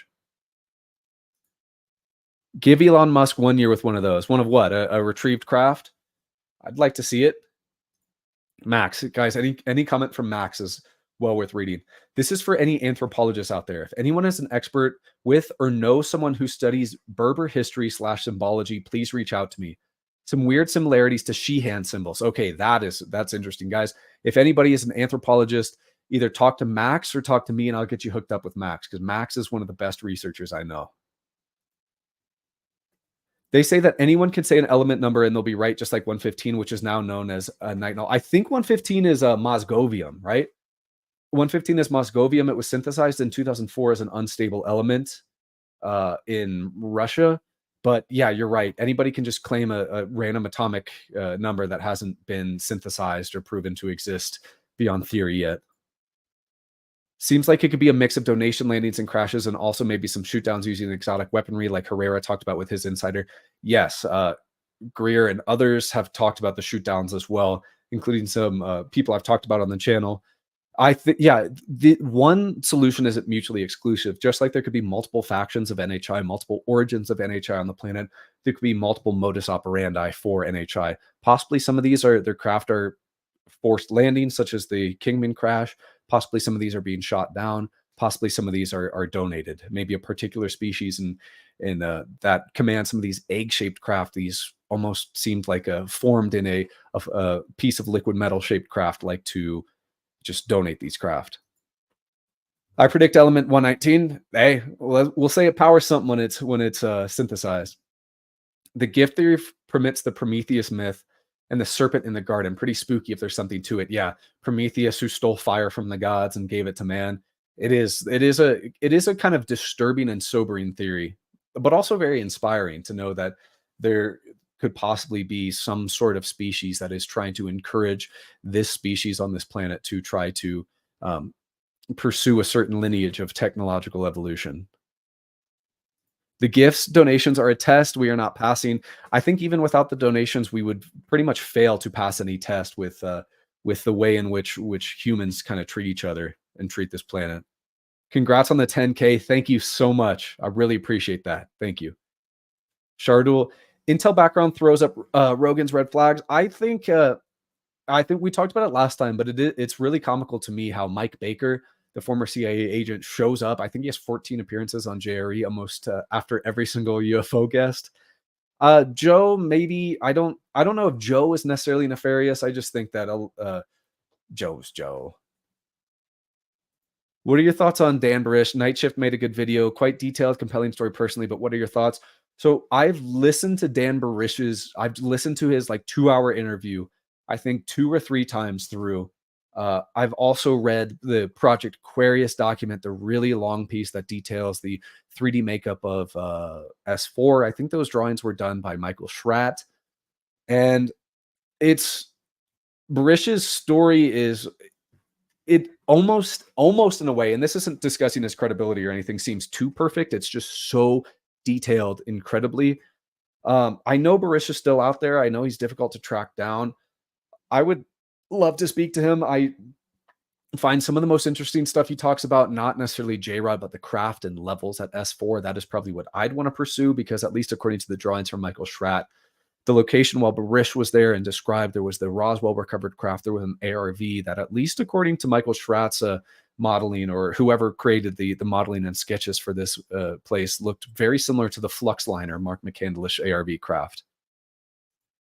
Doesn't Lazar have a sample of 115 hidden away? He states he does, and I think Area 51 Bob Lazar and Flying Saucers, the documentary from Jeremy Corbell, stated that this was why the FBI raid occurred, although I don't know if there's supporting evidence to that. And it just seems and then I think George Knapp stated he had a recording of the Element 115 being utilized to power, or like a makeshift reactor or something, but taped over the videotape, which is also not a great statement. Keep up the good work. Thank you, brother. Nitinol is the metal that retains its shape. Yes, this is what I myself and others have theorized was discovered at the Roswell crash, likely, and sent to Battelle as a titanium nickel alloy to study as the shape retaining metal or memory metals. You should look into the aerogel Airloy vacuum drones in the US Navy Nemesis system. If the Tic Tacs, not NHI, these systems tech may be the closest possible explanation. Cool. I've actually never, I think I've heard briefly of the aerogel Airloy vacuum drones, but not the US Navy Nemesis system. So absolutely. Personally believe the vast majority are spy satellites. UAP are spy satellites. Matt Ford posted, the gloves are off at the end of his statement and the Disclosure Act getting cut. I assume this means catastrophic disclosure or catastrophic guerrilla disclosure. Yeah, I mentioned this before. I'm of the mind where even with the passing of the UAPDA, to get it passed fully, there would still be arguments about eminent domain and so forth. I also think more whistleblower protections need to be put in before any meaningful whistleblowers come forward. I also do think there probably needs to be amnesty clauses for legacy program members and so forth. There still was some teeth missing from there, and I probably catastrophic disclosure, hopefully in a non too catastrophic way, is probably going to be our way forward. Dick Cheney is the head of UAP secrecy is fascinating. Yes, it is. I think Dick Cheney was also mentioned by Barish, right, as J2 in the Majestic 12. I think so. What do you make of the claims that the ARVs are using 0-point free energy systems? I think that especially with the Fluxliner from Mark McCandlish that he states is under kind of 0 point and so forth. I probably say that there's some validity to these claims. Early MHD anti-gravity systems, electrogravitics, especially the Mark McCandlish story, just because I think that of most of the whistleblowers Greer talked to in the 2001 Disclosure Project, I think McCandlish probably has the most interesting, fascinating story and something that is still very relevant till today. So I think that 0 point, I've heard rumors of various types of propulsion systems for ARVs, including electrogravitics and so forth. But 0 point, that corresponds to McCandlish's story, and I find that a fantastic one. The Susan Go of Rogan. Too detailed, like Cliff Stone and Dan Ayer. Yeah, Clifford Stone, that is somebody I particularly left out of the Kecksburg video. He made outstanding comments on Kecksburg, but he is somebody just because I wanted to analyze fully because of some of his claims being a little bit too descriptive and final, that just to leave out. Oh, no, you're good, George. It's okay. I'm not a chemist. I'm sure a lot of people aren't chemists. There's a lot of dang elements to keep track of. Have I heard of the Eyes on Cinema YouTube channel? How many archived recordings video? I don't know how the heck they get their files, but Eyes on Cinema is great. I'd love to know who actually runs the account. It seems like they have media that has never been seen before. Their new video on Area 51 is also great. I think they posted it a day or two. So I'd really recommend watching that. According to Wikipedia, mosgovium, this is in relation to Bob Lazar and element 115, is a super heavy synthetic radioactive chemical element, also known as EKA bismuth. Richard Dolan supposes metamaterial is a bismuth alloy. Is there a connection? I'm not sure, but I've also heard of the bismuth connection, but I do not know. I don't even know if there's been able to be a mosgovium that's been a stable element. I think it decays after a very, very, very short period. And there's never, as far to the length of my knowledge and lab's been a stable version of mosgovium. Rogan is so flip floppy. It honestly annoys me. He'll be all in one secret, then says it's BS in the next podcast. Yeah, I used to be a huge Joe fan, but I've had a little bit of a grudge against him ever since Grush was on there. I really don't like the way he treated Grush. Or maybe they just, when wandering around and about, forgot to turn on the cloaking. We stumble upon their ship and they came back to a bunch of boomsticks monkeys swarming on their ship. Quite possibly. Yeah, there are stories of cloaked UAP, especially with Danny Sheehan talking about the Golden Dome's detection methods, which can actually detect cloaked UAP. Of course, low observability is one of the 6 observables, according to Lou Elizondo. So maybe they go out to forage some berries and come back to that. The recent Eyes on Cinema school sighting, was that on Westall School in Australia? Because that's a great case. As a Greek, I could very clearly read the engravings on the Roswell debris. It reads, which means freedom, maybe a hoax. Cool. Are you talking about like the I-beam from Jesse Marcel Sr. and Jr.? Is there anything to Jason Sands? He seems low credibility. Eric Davis said he lied about being one of Grush's 40. Him being on Twitter, Gary Nolan criticized him too. I think we do have to step back from Eric Davis a little bit on there. Eric Davis has been chatting quite a bit lately, especially about Lou too. I think that I am trying to analyze Sands' story in a vacuum, far away from the Twitter stuff and a lot of the kind of Twitter space that has come with it. I know multiple intelligence community people that all think Jason Sands is a fantastic person. They hold him to such a high regard. They say he's a wonderful human. The reason why he may have gone on Twitter and so forth was just because he's that type of guy who just talks quite a bit. So these are people I trust, and they all speak very highly of Sands. They of course, can't prove his story, but they all support Sands. So I'm trying to approach Sands' story from a lens of kind of openness, just because I would like to speak to him if I get the chance to. But I do think that sometimes Sands doesn't really draw the line where he's speculating versus talking about firsthand knowledge, and I think that can be a little bit of a problem. The person who breaks the biggest story in history is not going to prison, especially as reported their deaths are attributed to the program. Yeah, but if it's a firsthand witness, they could lose their pension, and if they're not getting a big media deal or something from like that, they and their family will have no money. That's at least what I know is a issue with some whistleblowers.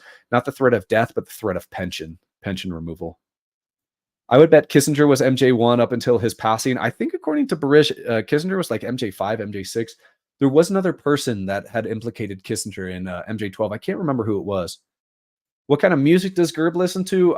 I'm a big hip hop head, but I do not like pop hip hop. So I'm a bit more classic of I like the old Kendrick Lamar, Denzel Curry, some classic 90s rap.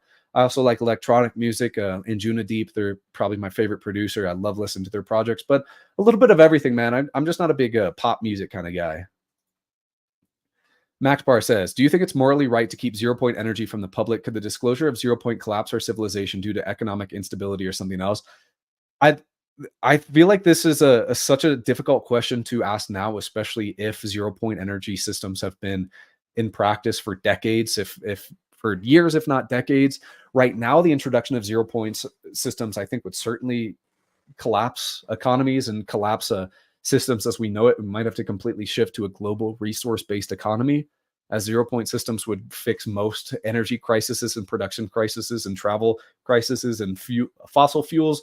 I do think it's morally wrong to have kept 0 point energy from the public, especially if it was conceived back 50s, 60s, 70s, or so on. But also having that sort of, for the average person to have access to that sort of technology could be very dangerous.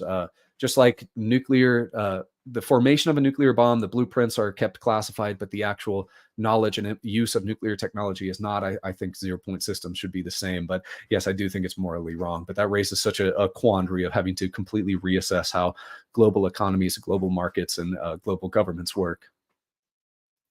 McCandlish could have been fed disinformation. Mark never saw anything, but his friend told him about it. His friend is Brad Sorensen. And do I think Brad Sorensen is disinfo? No. No, I do not. My pupils, my boy, those pupils. What are you on, my friend? A little bit of cold brew and some bright lights, man. Some bright lights and trying to read. Nothing else. Have I read through Imminent? Yes. I have actually read it in almost reverse order. I've read it on a specific chapter basis. Any thoughts on why conventional jet aircraft and weapon systems continue to be developed if ARV exists? Money laundering, ARV may not be reliably prohibitively expensive for mass production.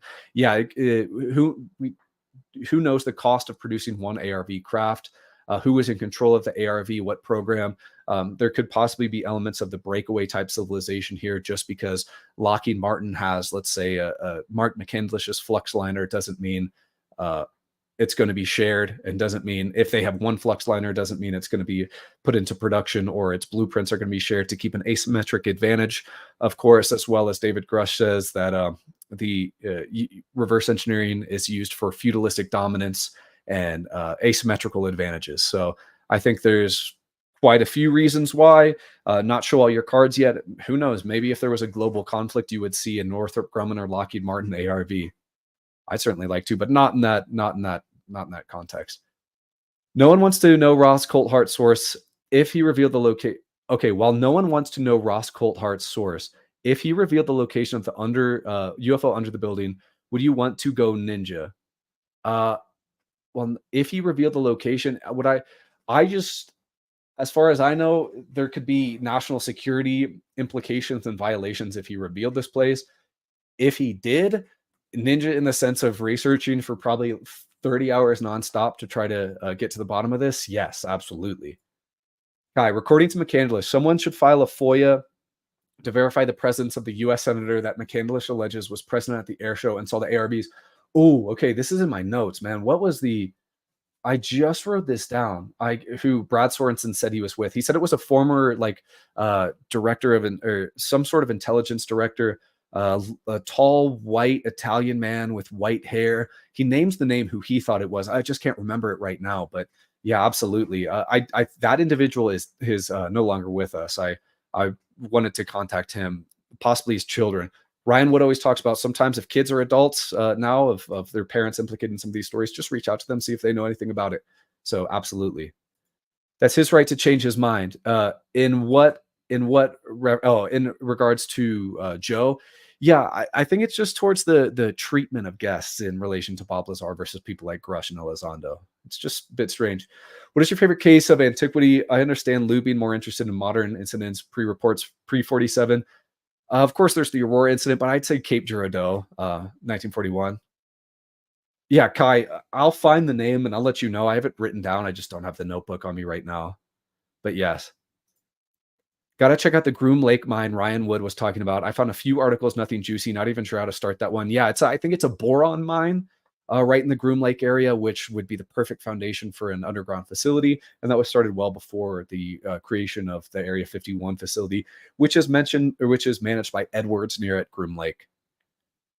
The I-beam reads freedom. Do you know if Jesse Marcel has sketched out what he saw, the symbols specifically? Because I see a lot of I-beam photos and so forth, but I don't know if the symbols are exactly true to exactly what Jesse described.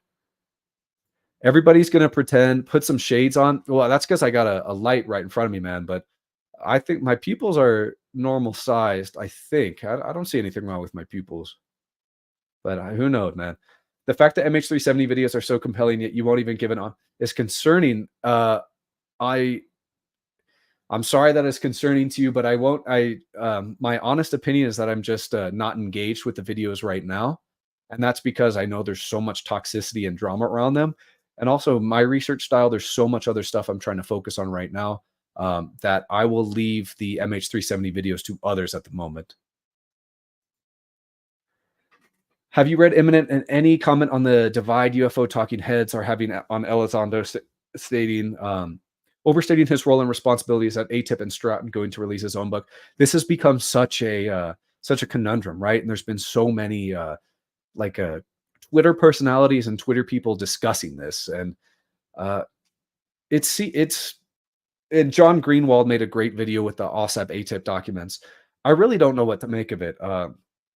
I really don't. There's just so much for and against Lou. Uh, but do I think Lou is dishonest and a liar? No, but maybe there's some overstating his role and so forth. But hopefully we can get to the bottom of this. I'm sorry. I know I'm kind of rambling on that subject. It's been really weird to follow, and it seems like every day there's a new development or a new statement from Stratton's wife, Eric Davis, and so forth. Op TV, thank you so much, man. Been here since 3K. I know a lot of people have. I appreciate that. Corona. Eric Weinstein suggests if NHI has time travel, they could be looping back to prevent us from getting evidence of them. We need our own disinformation countermeasures for disclosure to make that happen. If they're looping back in time, that introduced the awesome theory of the bootstrap paradox. If they're looping back in time, because then eventually in the future, that same civilization will go back in time, and that means there's an endless loop of these NHI going back. That's a fun time travel paradox to go down. Eric Weinstein, I'm excited. I'm happy he started to talk more about UAP. I think Eric Weinstein is extremely intelligent. Sometimes he is a little bit too intelligent for his own good, but I'd like to see him weigh in more on NHI. The issue of anti-gravity is extremely difficult. On one side, it can transform the planet into a utopia under a year. On the other side, it can trigger World War III in a few hours. Absolutely. And the study of anti-gravity of late, Jesse Michaels has been knocking out the park with his videos. What's an ARV? Oh, sorry if we haven't talked about this. Yeah, Hackology mentioned it, an alien reproduction vehicle.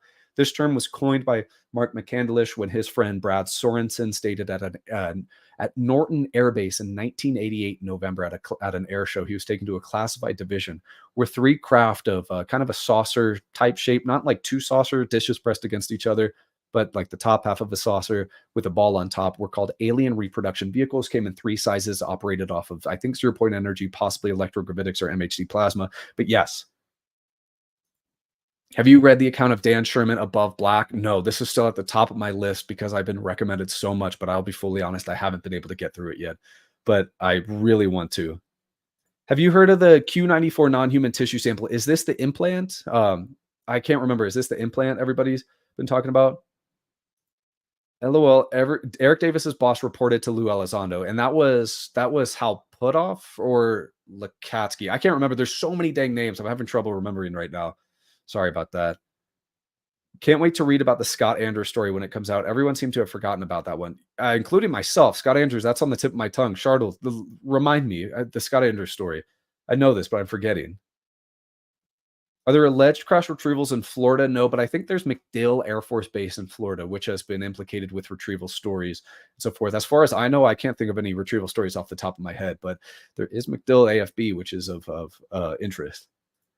Of course, Joe has the right to change his mind, but it's disingenuous to be one way with one guest and the next have a different guest and say it's all probably BS. I agree. Yeah, I just don't like how he talked to Grush and reference him. This guy knows what he's talking about. That's why you're getting this. I appreciate that. A lot of the time I ramble, man. I only know what I'm talking about when I have time to sit down and write like a 7,000 word script and then record it. That's when I know what I'm talking about. Otherwise, I can ramble. Any cool dreams recently? No, not really. My dreams are always nonsense. Absolute nonsense, man, involving sharks or stuff like that. I never have anything important in my dreams. What do you think of the Carrot documents leak and how they compare to the 4chan EBO? Oh, LARP leaker. So we talked about this a little bit earlier. The EBO, there's so much interest in this. I can't remember what individual said he was had a biology background from med school, but we're going to talk about the whole dang document so we can finally try and reach a bit of a conclusion or some progress here on the channel. New to your channel since last week. You're the best. You're the best, man. Thank you for joining, dude. Thank you. Herrera's case is so significant because it implies special role for people with a sixth sense. If true, this could alter the human evolution goes. Maybe the biological part is the core secret, possibly. Remember Dr. Eric A. Walker and his interviews with Armin Victorian, aka Henry As of the Hell in 1980s, when Dr. Eric A. Walker was asked about UAP reverse engineering and crash retrieval programs because he was implicated by Robert Starbacher, the physicist of the Joint Research and Development Board and a co-worker of Vannevar Bush, stated that to gain access to these programs, he said to As the Hell, and he proposed the question, what do you know about ESP? Unless you know about it, you won't be involved in these programs. We also know SAIC, SRI International focused quite a bit on psionics and human consciousness developments and so forth. And we know that Ross Coulthart has talked in history about a kind of a consciousness connection to operate with NHI craft. So very interesting. Any news about Japan? No, not much. In fact, I don't really know any stories of Japan and kind of UAP. So that actually might be interesting to me. There was an article talking about Simon and Schuster publishers winning a bidding war for the rights to the Scott Andrews story. Remind me the Scott Andrews story. I'm trying to remember. The psychology of why someone would falsely come out as a UFO whistleblower is very interesting. Doing so seems to have more negatives than positives. It is interesting. I'm trying to, of course, maybe some people are trying to get like movie deals or book deals. I'm no comment on Bob Lazar, but so I could see somebody doing that to kind of get documentaries made about them. I think Bob Lazar back in the day sold a videotape of the secrets of S4. So possibly reasons like that. I'm not implicating Bob Lazar. It's just, the psychology is fascinating. I hope the Megalodon exists. I hope not, man. You want to swim in deep water and see one of those?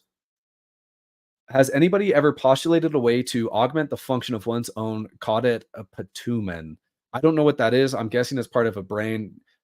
So fill me in, man. And I'm probably about to sound really stupid for not knowing what that is, but please. Scott Andrews had some health complications as an adult, finds out as a child he doesn't remember. Apparently worked for NASA as a 12-year-old, straight up born. Oh, okay. So like the GATE program, Project Monarch. I've talked to a few people about that at this point, and that is really disturbing. Kind of like the essence of this are like brainwashing programs for children to set them up as agents for CIA or other things, to create like a dissociative state within them so they can be more responsive to influence. That is really disturbing.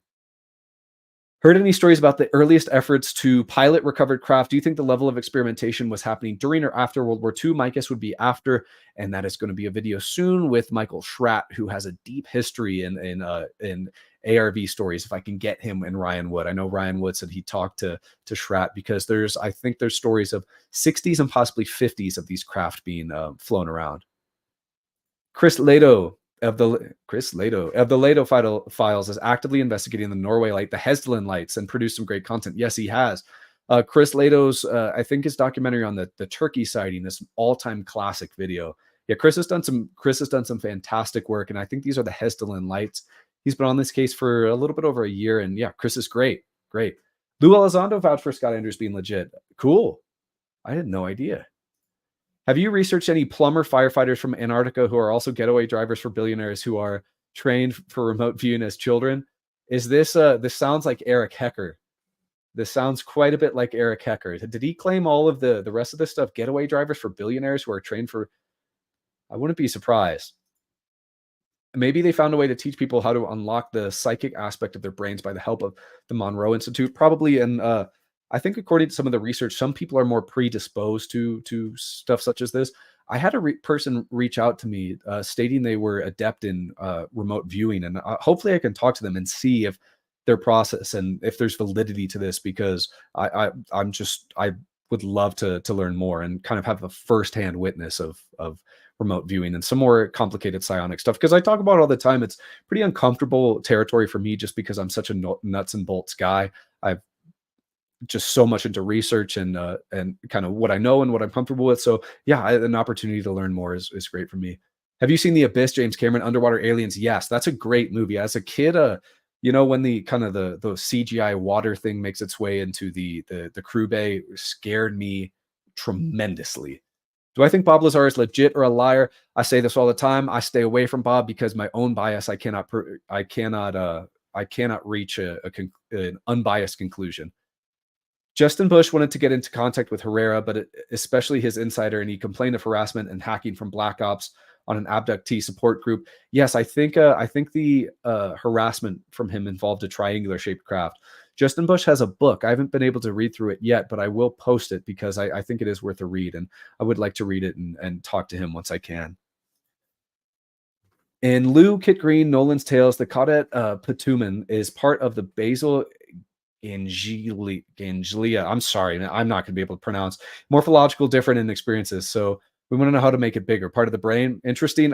I would love to learn more if you'd want to sit down and kind of explain to me more of the anatomy of that part of the brain and so forth, and possible theories on how to increase. So I would love to learn more.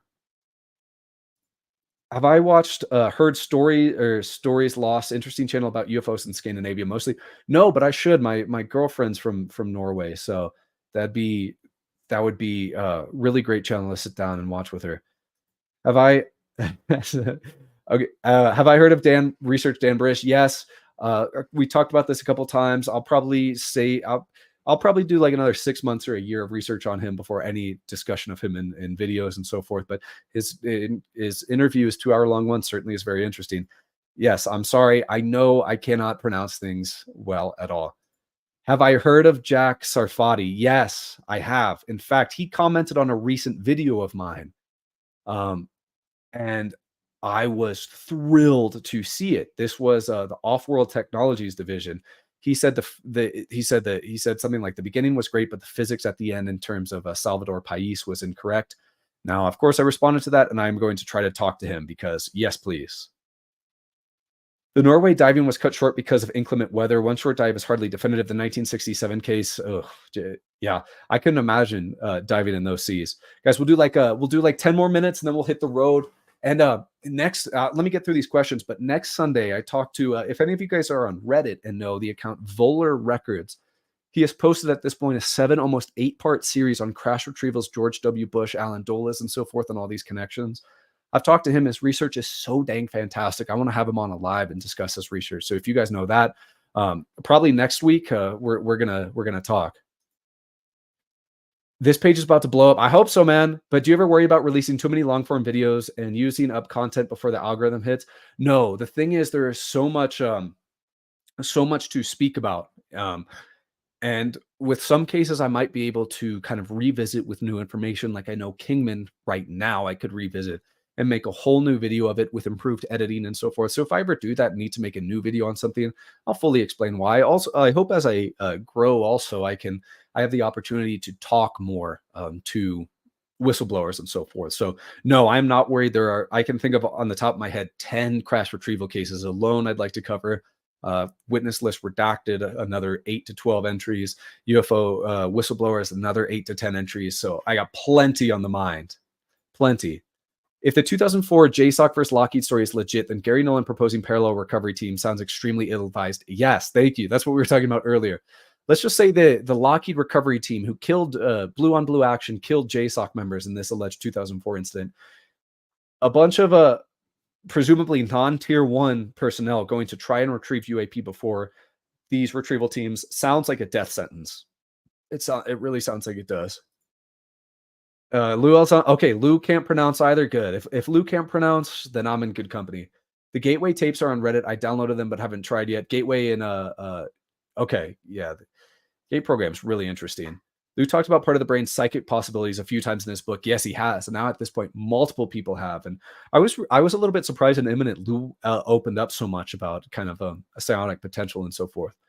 Bradley, congrats on 10K. Thank you so much, bro. I appreciate that. I appreciate every single one of you.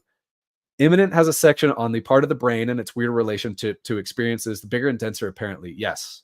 But I am just so I'm nonplussed when it comes to neurology and brain research. I'll fully admit I nonplussed. Do you think the flyby video is legit? I think it looks too real to be CGI. I lean a little bit towards so here's the thing. You know the stories of Lou Elizondo and Chris Mellon about 23-minute footage of like a craft getting really close to a jet or a pilot. I thought the flyby may have been that video, and I actually asked Chris Mellon, and he said no, the shape was nothing like it. I'd want to revisit flyby a little bit more, but I look at it pretty favorably. Terrence, fantastic show. Why do you think they talk about craft and retrievals, but not who or what is operating them? Thank you. I really appreciate that. I think the conversation is shifting to discussing biologics. I think biologics operating craft has been lost throughout time when discussing crash retrievals, and I'm not really sure why, besides the fact this is always the most contentious part of a crash retrieval story. Historically, fantastic researchers like Leonard Stringfield, Stanton Friedman have never shied away from talking about bodies and have discussed them at length. So I think when you talk about the craft, if it's supposedly occupied, you also talk about the bodies. And I'm just really glad that biologics has made its way into the record, non-human biologics. The Cometa report is very validating. The Cometa report, I might not be familiar. Let me know. In my last video, I pronounced Shreveport, but it's Shreveport. I used to live right by. I'm sorry. Thank you. I'll gladly take any correction in my pronunciation. I know it's always so bad. Eric Hecker claims he still gets work in Antarctica after whistleblowing their nuclear reactor and space laser earthquake weapons that can also communicate with the off-world Earth military fleet. Didn't he say the Antarctic neutrino detector was some sort of directed energy weapon? And correct me if I'm wrong, but I do not understand a way in which those physics would work. Okay, mentioning to Eric, why is my name UAP Gerb? So Gerb is just my nickname. So UAP Gerb.